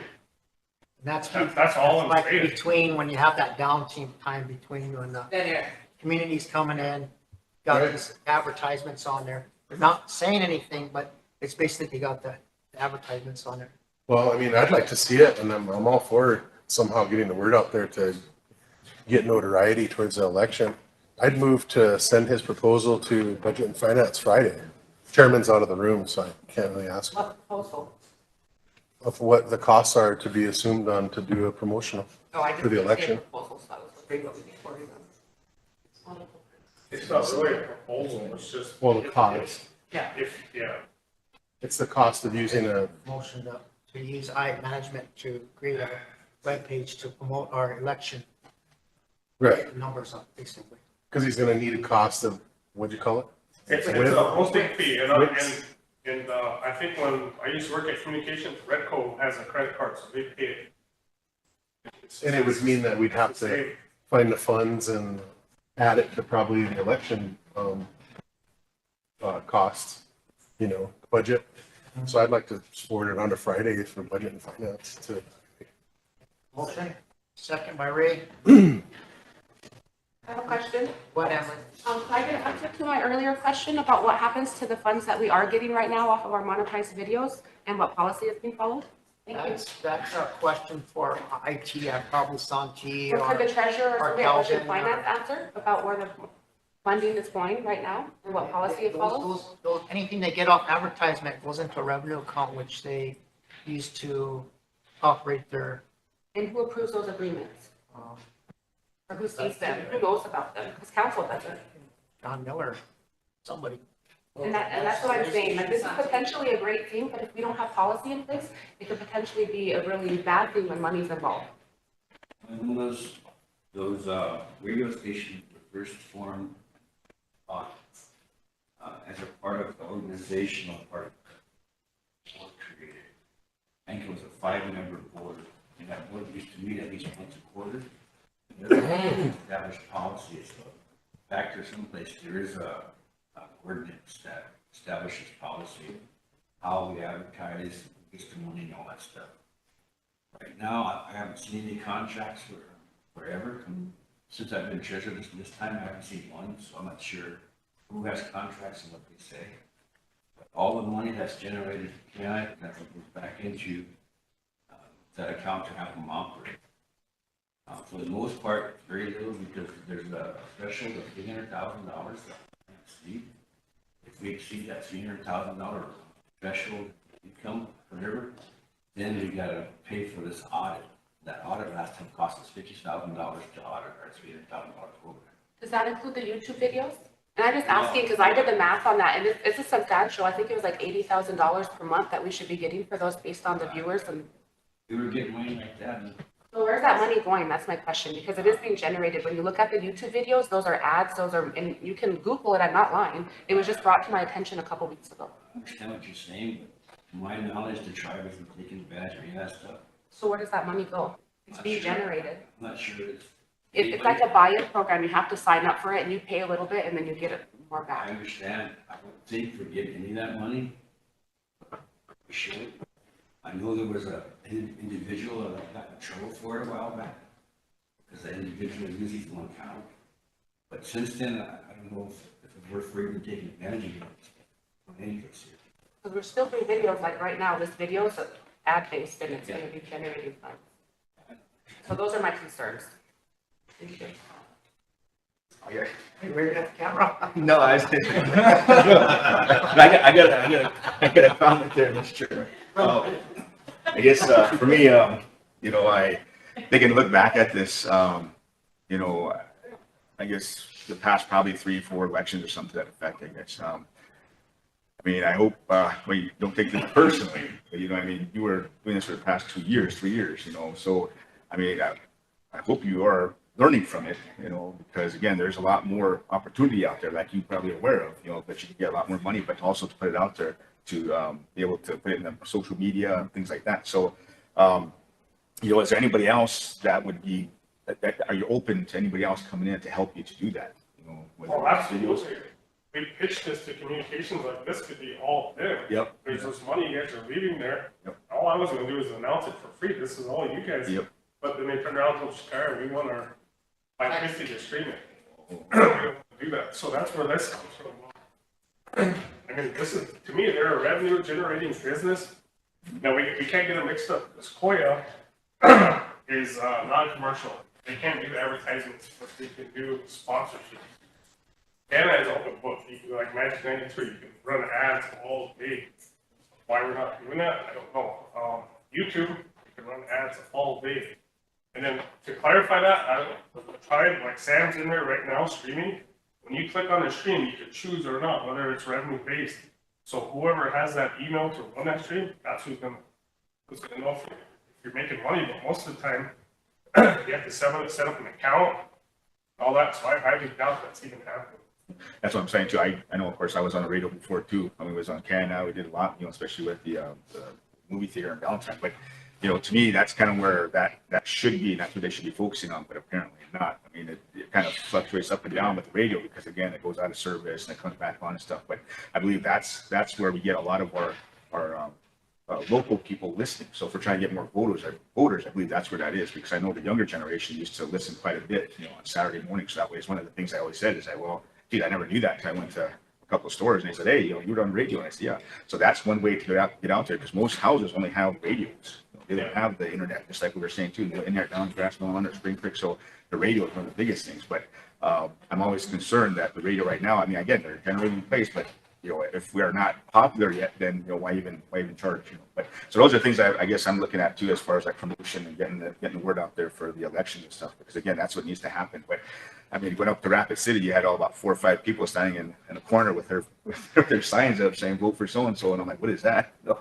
But again, I think just getting back there to make sure it's open to a variety of people, because I'm sure there's somebody out there listening who understands the video process in YouTube, or maybe even, you know, streaming live of some sort. I mean, there's probably a lot of people out there who can do and help things. But I mean, if we're not just focused on one area, you know, that in your part right here, if we can have more people come in and help you with that, I think it's beneficial. Yeah, I would like the whole team. To me, it only benefits the tribe. Yeah. I used to work there, Ray used to work there, you worked at the radio station, and we had a whole team, so it's a team effort. It shouldn't just be Sam's. It should be a whole team effort, and to me, what the gripe was we're revenue based, that's the only income we have, so we have to charge all the programming. So why not go out and charge these businesses to generate that revenue that you need?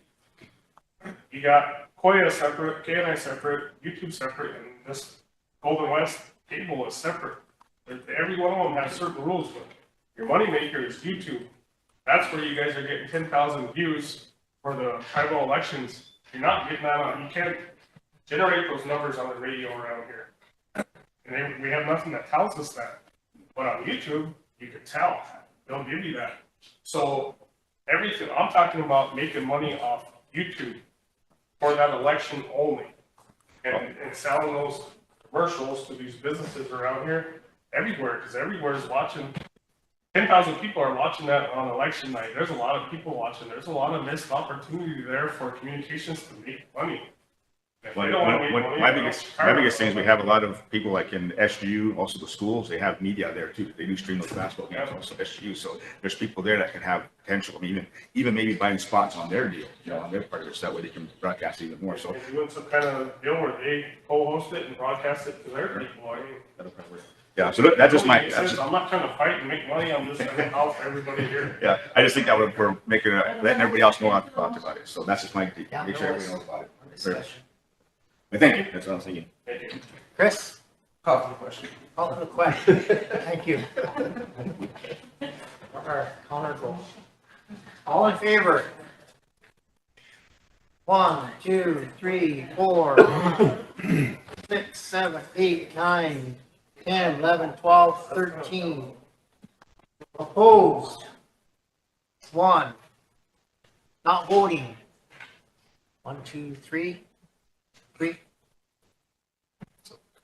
Motion for that Hyatt Entertainment and IT to send their proposal on Friday to Budget and Finance, just to clarify. All right. Take a break. Yeah. You guys need a break? Yes. Let's take 10 and we'll come back and let's go to the treasurer's report. Okay?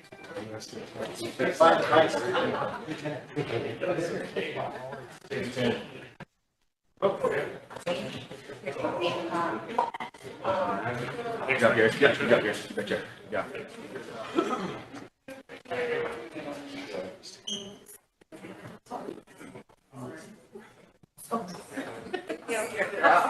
Thank you. Hey, you're not even off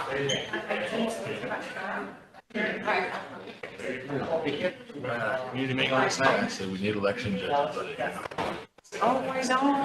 I'll probably have to just send people out there again. I'm gonna ask around again, but I Yeah. put it out there last night. Yeah, I do have some people that are really good at volunteer work. That's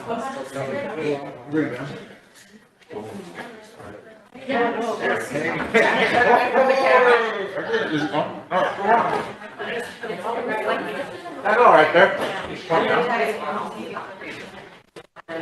Hey. And look, there's that chipmunk teeth.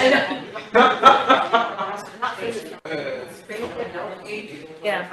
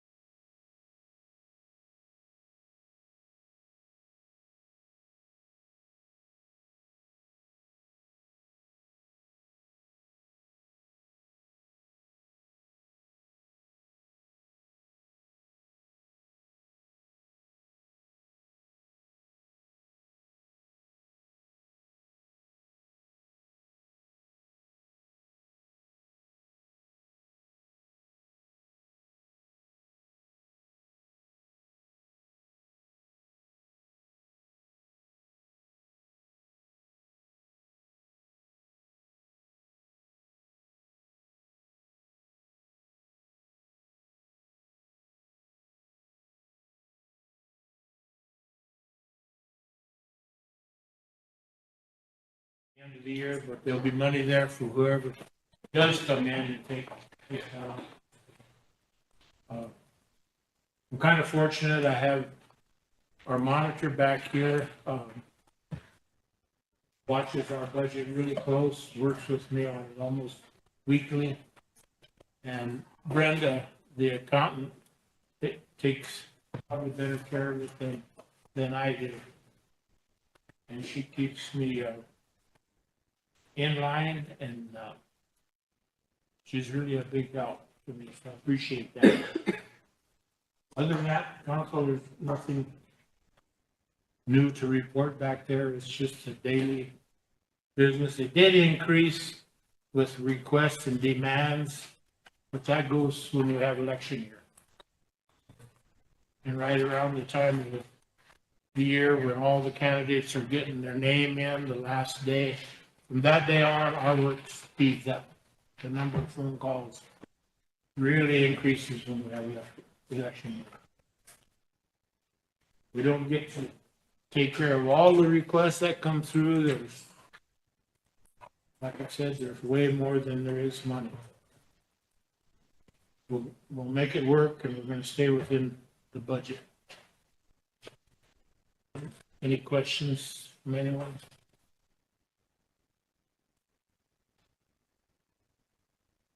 Chris, go ahead. I was gonna approve the report.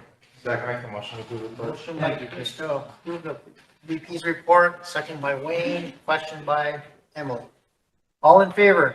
1, 2, 3, 4, 5, 6, 7, 8, 9, 10, 11, 12. Opposed? 0. Not voting? 0. Carried. Okay. Thank you, council. Appreciate all of you. Treasurer's report. Thanks, Chairman. Good afternoon, council. I understand we all had a long day and you're tired, so what I'd like to propose is I've got 3 resolutions here that are time sensitive. And then I've got some loans for the Justice Center, those 10 homes we built, and then loans for the White River Nursing Home. So what I propose, if you guys don't mind, is we'll pass these 3 resolutions today on these grants, and then we can come back in the morning fresh because these loan documents are rather long. I did send them out to all of you guys last week, so all of you should have them in your emails. So hopefully you can all read them. But the first one that was handed out to you is a resolution for, it's called a Grid Resilience Program. It's a energy program from the Department of Energy.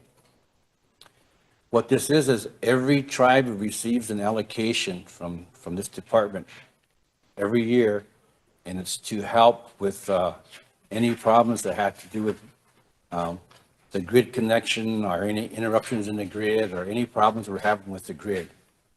I think our allocation for this year was like 300 and some thousand. It's in the resolution, 345,641. But we'll get about that much every year. And we don't have to spend it at once. We can let it build up 4 or 5, 10 years, whatever you need. But this is due on the 17th. The application is all ready to submit, but I need this resolution passed. So if someone would mind getting it on the floor for me, I'd appreciate it. A motion for emergency legislation. Second.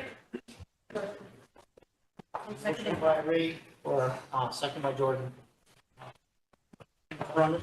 151. Is it? 151. 151. Need a question? Question. All in favor? 1, 2, 3, 4, 5, 6, 7, 8, 9, 10, 11, 12, 13. Opposed? 0. Not voting? 0. Motion to approve 2024-151. Second, Jordan, go ahead. Okay, start at the 7th whereas. Whereas the Federal Infrastructure Investment and Jobs Act, Section 40101D authorized a program known as Preventing Outages and Enhancing the Resilience of the Electric Grid Formula Grants to states and Indian tribes.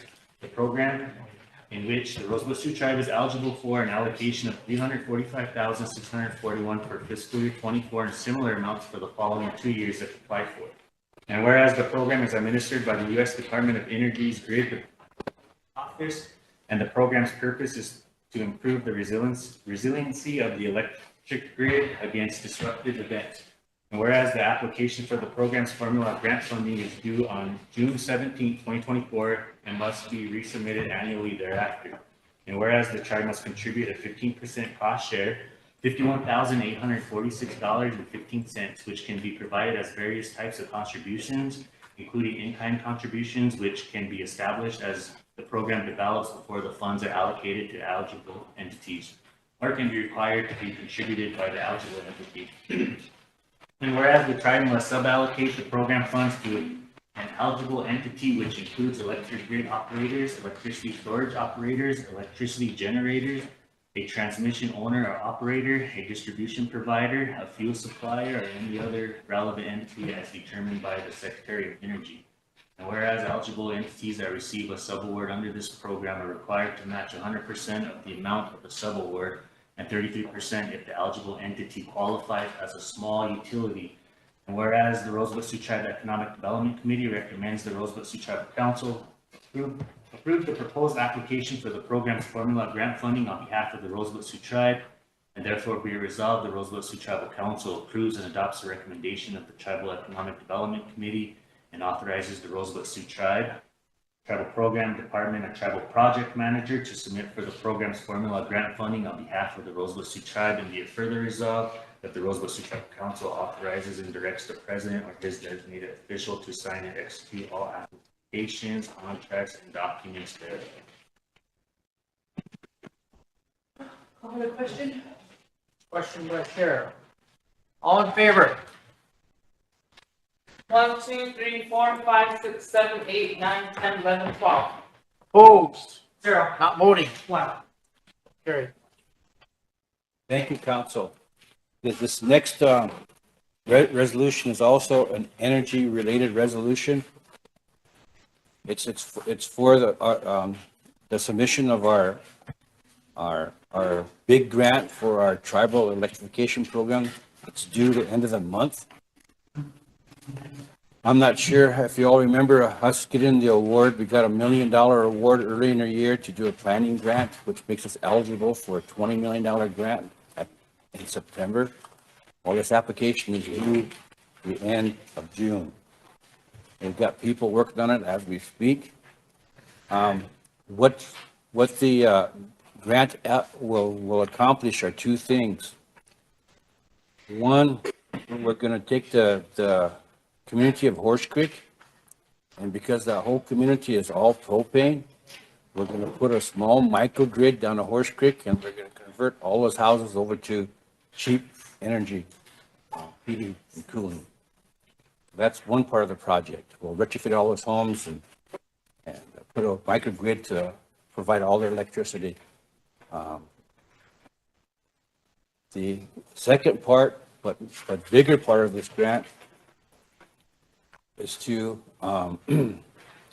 build a 5 megawatt microgrid consisting of solar, wind, and batteries in Antelope at Keowapala. The justification for that grant is that we're eventually going to have 500 homes there, so that's what we justify this grant for. But the reason why we want to put this 5 megawatt energy plant there is because it's only 3 miles from the WAPA distribution line. So we'll build a distribution line from this generating plant to the WAPA line south of Mission. And once that happens, then all of a sudden we become an energy producer. And now that we become an energy producer, there was an agreement that we negotiated with WAPA 8 years ago, with this rights of way agreement.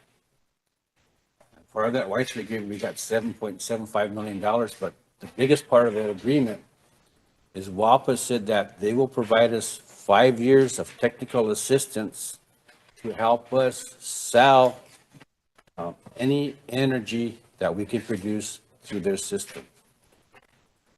They would also provide us with any energy the tribe needs in their system at their cost, which is the cheapest in the nation. There has been no other agreement like this anywhere in the United States. We're the only tribe that was able to negotiate this. And so the overall big plans is for us to start with the 5 megawatt, but we eventually want to provide power for all of our needs, for the whole reservation through these microgrids.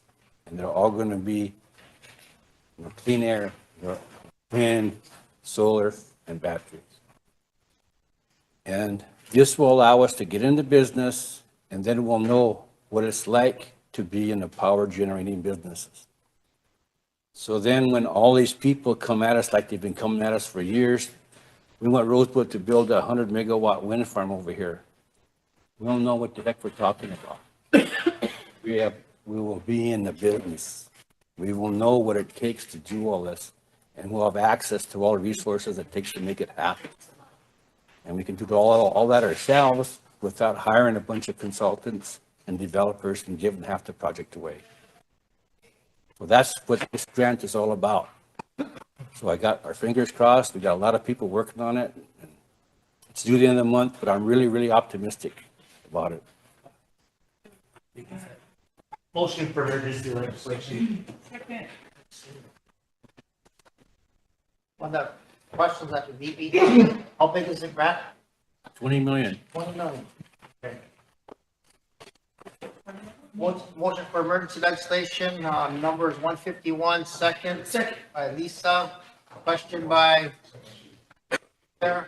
All in favor? I think it's 152. 1, 2, 3, 4, 5, 6, 7, 8, 9, 10, 11, 12, 13. 152? Oh, 0. not voting. 0.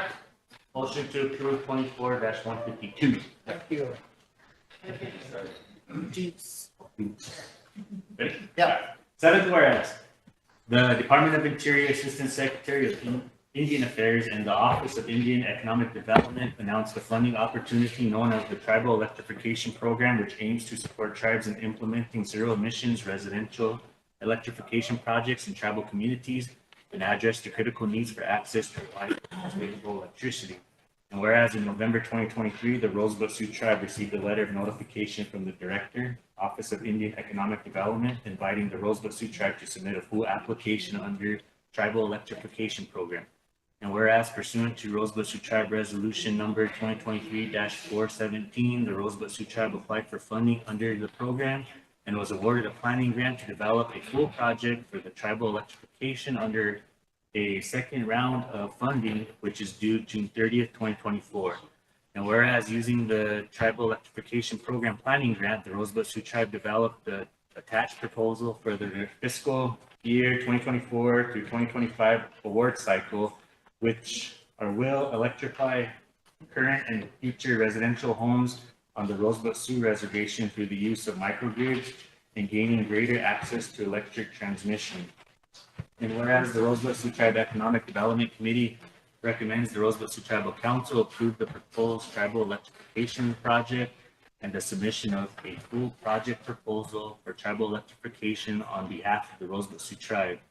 And therefore be resolved, the Rosebud Sioux Tribal Council approves and adopts the recommendation of the Tribal Economic Development Committee and authorizes the Rosebud Sioux Tribe Tribal Program Department or Tribal Project Manager working in conjunction with the Director of ResCo to submit for a full project proposal for tribal electrification on behalf of the Rosebud Sioux Tribe, and be it further resolved that the Rosebud Sioux Tribal Council authorizes and directs the President or his designated official to sign and execute all applications, contracts, and documents thereof.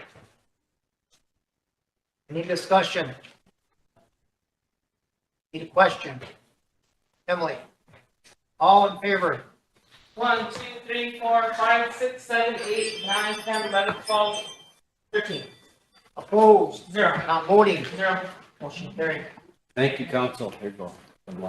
This next one I'm passing down is, I'm asking the council to amend this contract. This contract is authorizes us to hire a gentleman named Dal Lavender. And Dal was very instrumental in helping us get this grant so far. He's a lawyer. He's a former Deputy Secretary of Interior. But for the next 6 months, he's going to be doing a lot of work. His existing contract only allows him up to $6,000 a month. asking that this be increased to $9,500 a month for the next, so that he, because he is going to be busy. So you're just reconsidering amending? Reconsidering amend, and then just all I'm doing is raising the amount from $6,000 a month to $9,500 a month. I'll go ahead and move to reconsider and amend 2023-66. Okay, there's a motion, second by Sheriff. You already know the amendment, so we'll just go ahead and call for the question. Great. All in favor? 1, 2, 3, 4, 5, 6, 7, 8, 9, 10, 11, 12, 13. Opposed? 0. Not voting? 0. Motion carried. Thank you, council, and I know you're busy, so that's all I'll ask you to do today. But tomorrow morning, again, there's two loan resolutions that I need to get passed. They have to do with the 105L leasing program. What we've done is the past, 4 months, Eric and I and the finance staff have been negotiating a loan agreement with First Interstate Bank. And First Interstate Bank is willing to finance $16.6 million to build the Justice Center and finance $3 million for the first 10 homes that we built. And they will finance it, and then tomorrow the resolutions are just to authorize the terms, and I'll go over the terms with you more tomorrow. But once you approve the terms, then the final documents will be developed and brought back to you for final review. But once you pass the resolution, then First Interstate Bank I have been working with USDA to do the 80% loan guarantee. So we'll make that application so that the tribe doesn't have to put up additional collateral.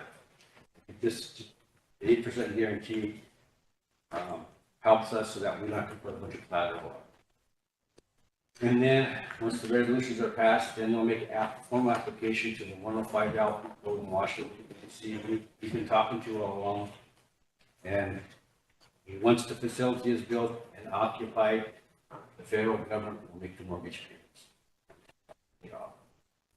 This is the first round of hopefully a series of loans that we can do to build not just said with the police department, our new highway building over here, which we'll try to. This is what established that process. And I sent it out to all you guys. So you guys be sure to look them over. Another thing I want to bring up tomorrow is a resolution that authorizes the nursing home to seek financing to finance a new one. They're going to use D.A. Davidson. D.A. Davidson is going to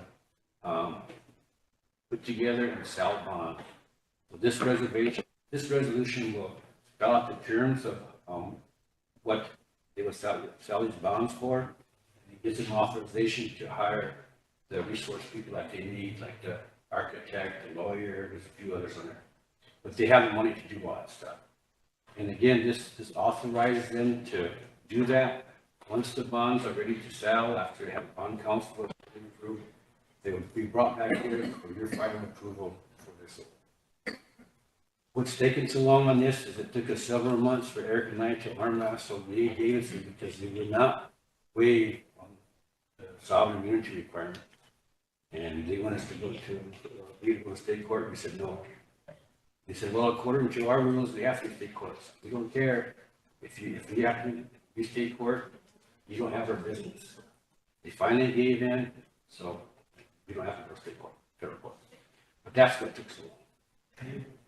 But again, review these documents, and tomorrow we'll go through them and get them passed. Any questions or? Okay. Thank you. Be sure to go home and read this stuff. There's a lot of information. Kathy? Okay, Scott, I have a couple things that I really need to bring up today before we recess. Okay. I didn't know Nicole was gonna be here, and I sent her the message this morning. They did put some of those on there before you came, so. Okay, I think so, you were talking about on the childcare, Yeah. enrollment, and I think that was, So that childcare, that one on enrollment and childcare, I don't know if Eric was able to get it together. I mean, not physically, but, remember the emergency for emergency for the kids in childcare? Yeah. No, not yet. oh, he's not done? No. Do a Okay, well- motion to approve my report if you want. Oh, yeah. Yeah. Motion by Michelle, second for A, question by Emily. Guys, made me feel bad. All in favor? 1, 2, 3, 4, 5, 6, 7, 8, 9, 10, 11. Whoa. 0. Not voting. 1. Gotta remind us sometimes. I know. Kind of pout. Much into it. Kind of pout of it. Yeah, okay. So let's go to those two issues and then we'll recess, okay? After- I need to make a motion. Okay, go ahead with your motion and we'll do yours. Hers is on something that we need to direct IT to do for. This is.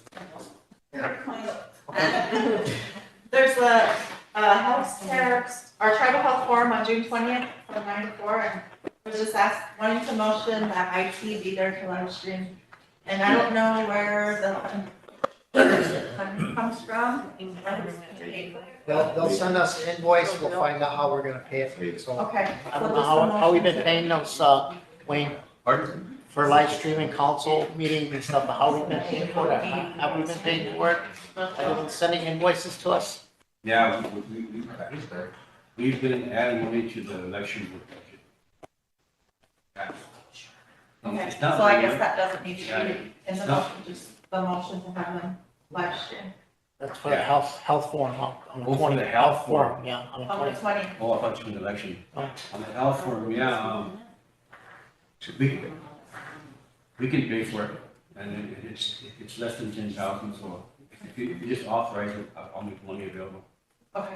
And also, was there money made available to feed that day, because it says on the agenda that, we're gonna feed, so. Is health admin feeding, or is? Maybe that's who's taking care of Well, it. it never came to health admin, so it's not health admin. I don't know the It first didn't time come I saw it anyway. was yesterday, so it's definitely not health admin. RST Council. It just appeared out of nowhere. What is it? The forum. So that health forum, remember last year, when this compacting was all coming up, I made a motion to have a forum? Yeah.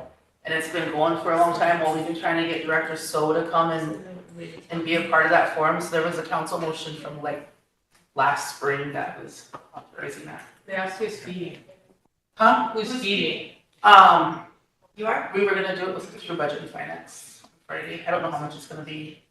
Because she's making a motion for IT to live stream it, so. Well, Santee said that, Santee said because it's considered like a public service and we're giving information out, they'll do it for free. Okay, just make a motion. And to then, Have them do it then. and then I know we haven't had a health board meeting due to lack of quorum, so, I don't know, we reached out to a couple of people to cook like a traditional meal for the lunch. And I haven't gotten any estimates or anything on it, so I don't know how much, we were thinking maybe 100 people at first, but I don't know. I was kind of hoping that we would get something together. So, Motion to approve. Motion to approve. The feed and the IT to. Is that your motion? Yeah. Second, Wayne? Okay. You need a question? What was the motion? Sorry. Motion to approve for IT, their live stream. and meal? And for the meal. And meal. You need a question? Chris, all in favor? 1, 2, 3, 4, 5, 6, 7, 8, 9, 10, 11, 12, 13.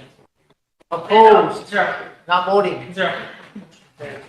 I know I reached out with Kim to ask Beverly to do a traditional meal because she does a really good one, but I just haven't had any chance to reach out to anybody to cook, so I don't know.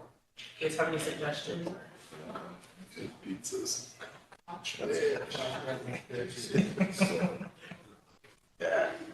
Does that need a motion or do you think we? There's a motion authorized to do it, so if we just approve the budget, I'll find the money. Okay. Hey, you're on, Kathy. Are you sure? Yes.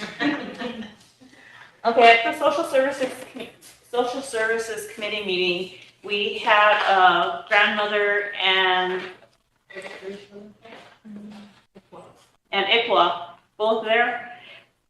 It's never been something within our tribe, but it's something that is desperately needed. When children are off the reservation, or even on the reservation, and they're going into child protective custody, the kids, in order for ICWA to assist them, or even the state to get involved and support the tribal member, the children have to be enrolled. And it's jeopardizing this grandmother's custody because the grandchildren are still pending. The state says until they're enrolled, they cannot claim that. Is it part of sovereignty?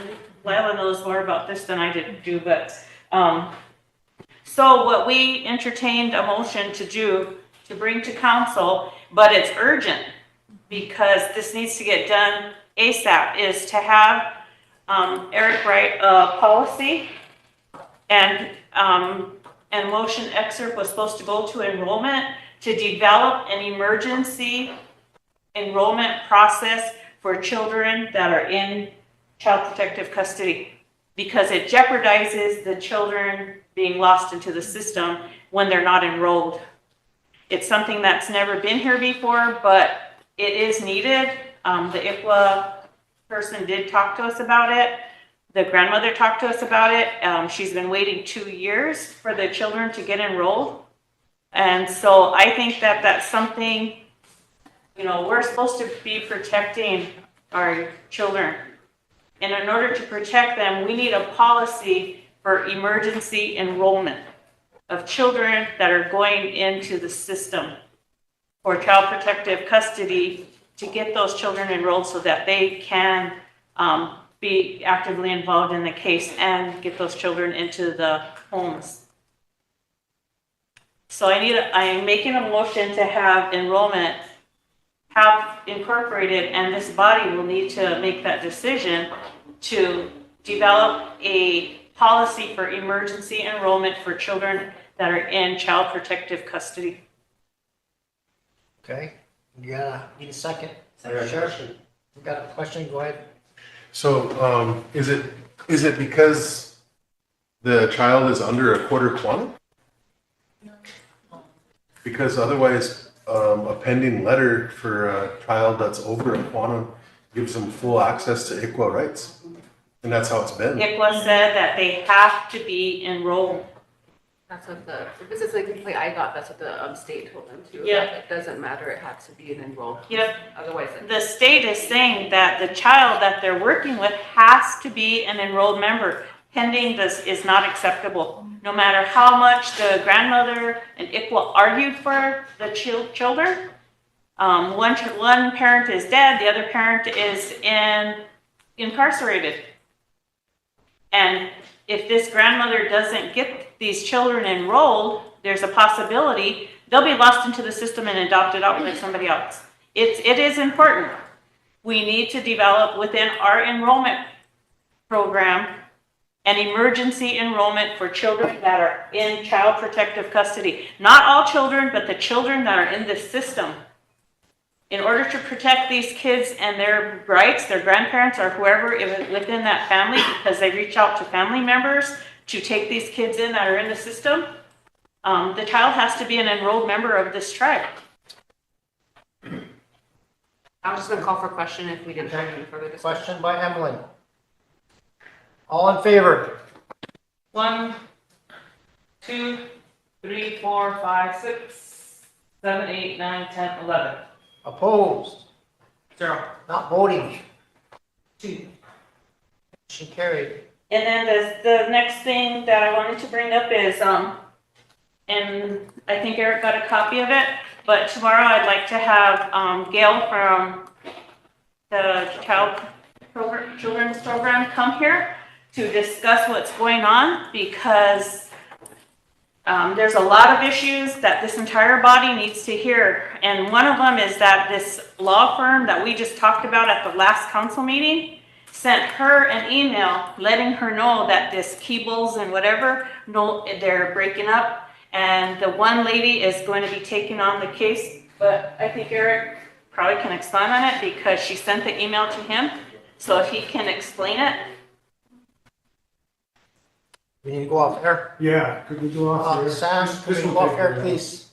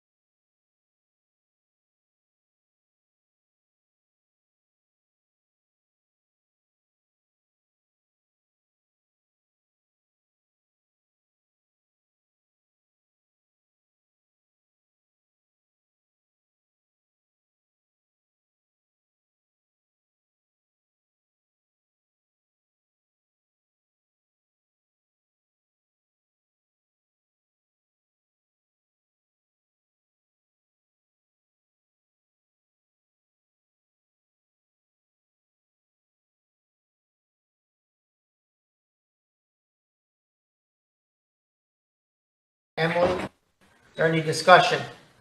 Just write a policy on it. Just write a policy. Question.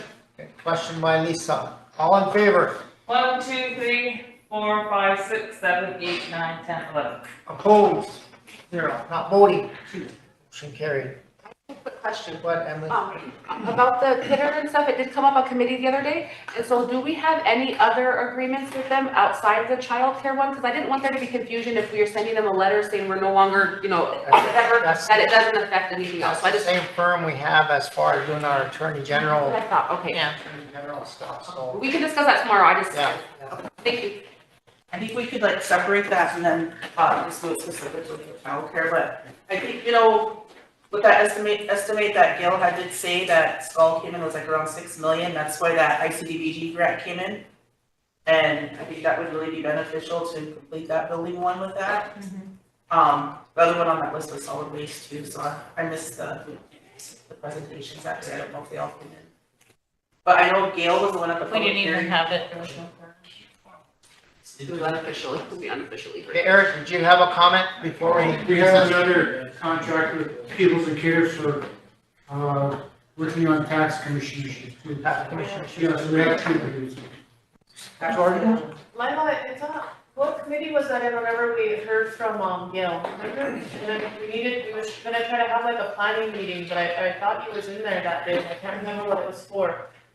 And we wanted to have a planning meeting with, he was there, right? With Redco, remember? He's got some real major issues. Yeah, because, That need to be but there was a discussed. lot of things that were gonna be duplication of services, because Redco was supposed to have already done them, and then it wasn't done. So maybe that's where we need to start as well, because if they already had paid Sioux for a resident to do them, then we're gonna be kicking back another 6 million to do the services that were already paid for through Sioux. And I don't wanna see But there's that. issues with that, that's why I would like for her to come so that everybody can hear what she presented to. I understand that, I'm just trying to. Yeah. Lila, go ahead. Just one thing, thank you, Chairman. On June 24th, remember, did you get that invitation from the state for Christine Norm to talk about? Yeah, we did, and I think it was discussed in Judiciary Committee that we would not be participating in that, so. So it was to remain kind of unified with the Yeah, other yeah, tribes. yeah. Okay, What's all that? right. That I was was for just- public safety. Yeah, I was just asking because are we gonna eventually have our own, Ocheti Shakoni, meeting with law enforcement and stuff like that? Then are we gonna eventually go that way? We gotta set up something, I think, yeah, that was one of the discussions on it too, that we had to set up something with other tribes to try to figure out what's going on. I think Steve said he wanted to, just participate, go and find out what they had to offer, I think, but he said he didn't wanna, he's not representing the tribe like that. He said he's not gonna go, because he said the tribe. Okay, I was just asking because it'd be really good to have our tribes meet. I don't know who would spearhead that or if there's, I mean, she's got some good people now, but. They usually happen at the Great Plains, aren't they? Yeah. Those types of meetings. So then. We've had them here before and invited the tribes. So that'll be good. I think we can look at something like that. And then we won't have to deal with all that negative, stuff up there. Because we only know, we know what we need. And then the tribes can probably turn something over if they want to help. This is what we need, and get money or whatever. But I was just wanted to follow up on that. See if you're gonna go and sit at the right hand, be the right hand man over there. Okay. Hold hands? Yeah. Scott, could you, don't not forget Ethan Watson? Remember I asked you? Okay. Yep. I will get that done. Lisa, we need to Just recess. on the public safety summit, there's a lot of Senate and House hearings that have gone on, and one that I've attended to, I think Jerry went to one. But one thing about that is that they're really, it seems like it's a lack of data, or they say they're not receiving a lot of the data. And there's a lot of the smaller tribes that are fighting for that too, saying that they need public safety funds, so I think it would be good if we can spearhead the, like what Lila was saying, because they forget about large land-based tribes and how we have a lot of land to cover with our officers. We can have it here. We've had them here before. But I have to, All right, recess till tomorrow.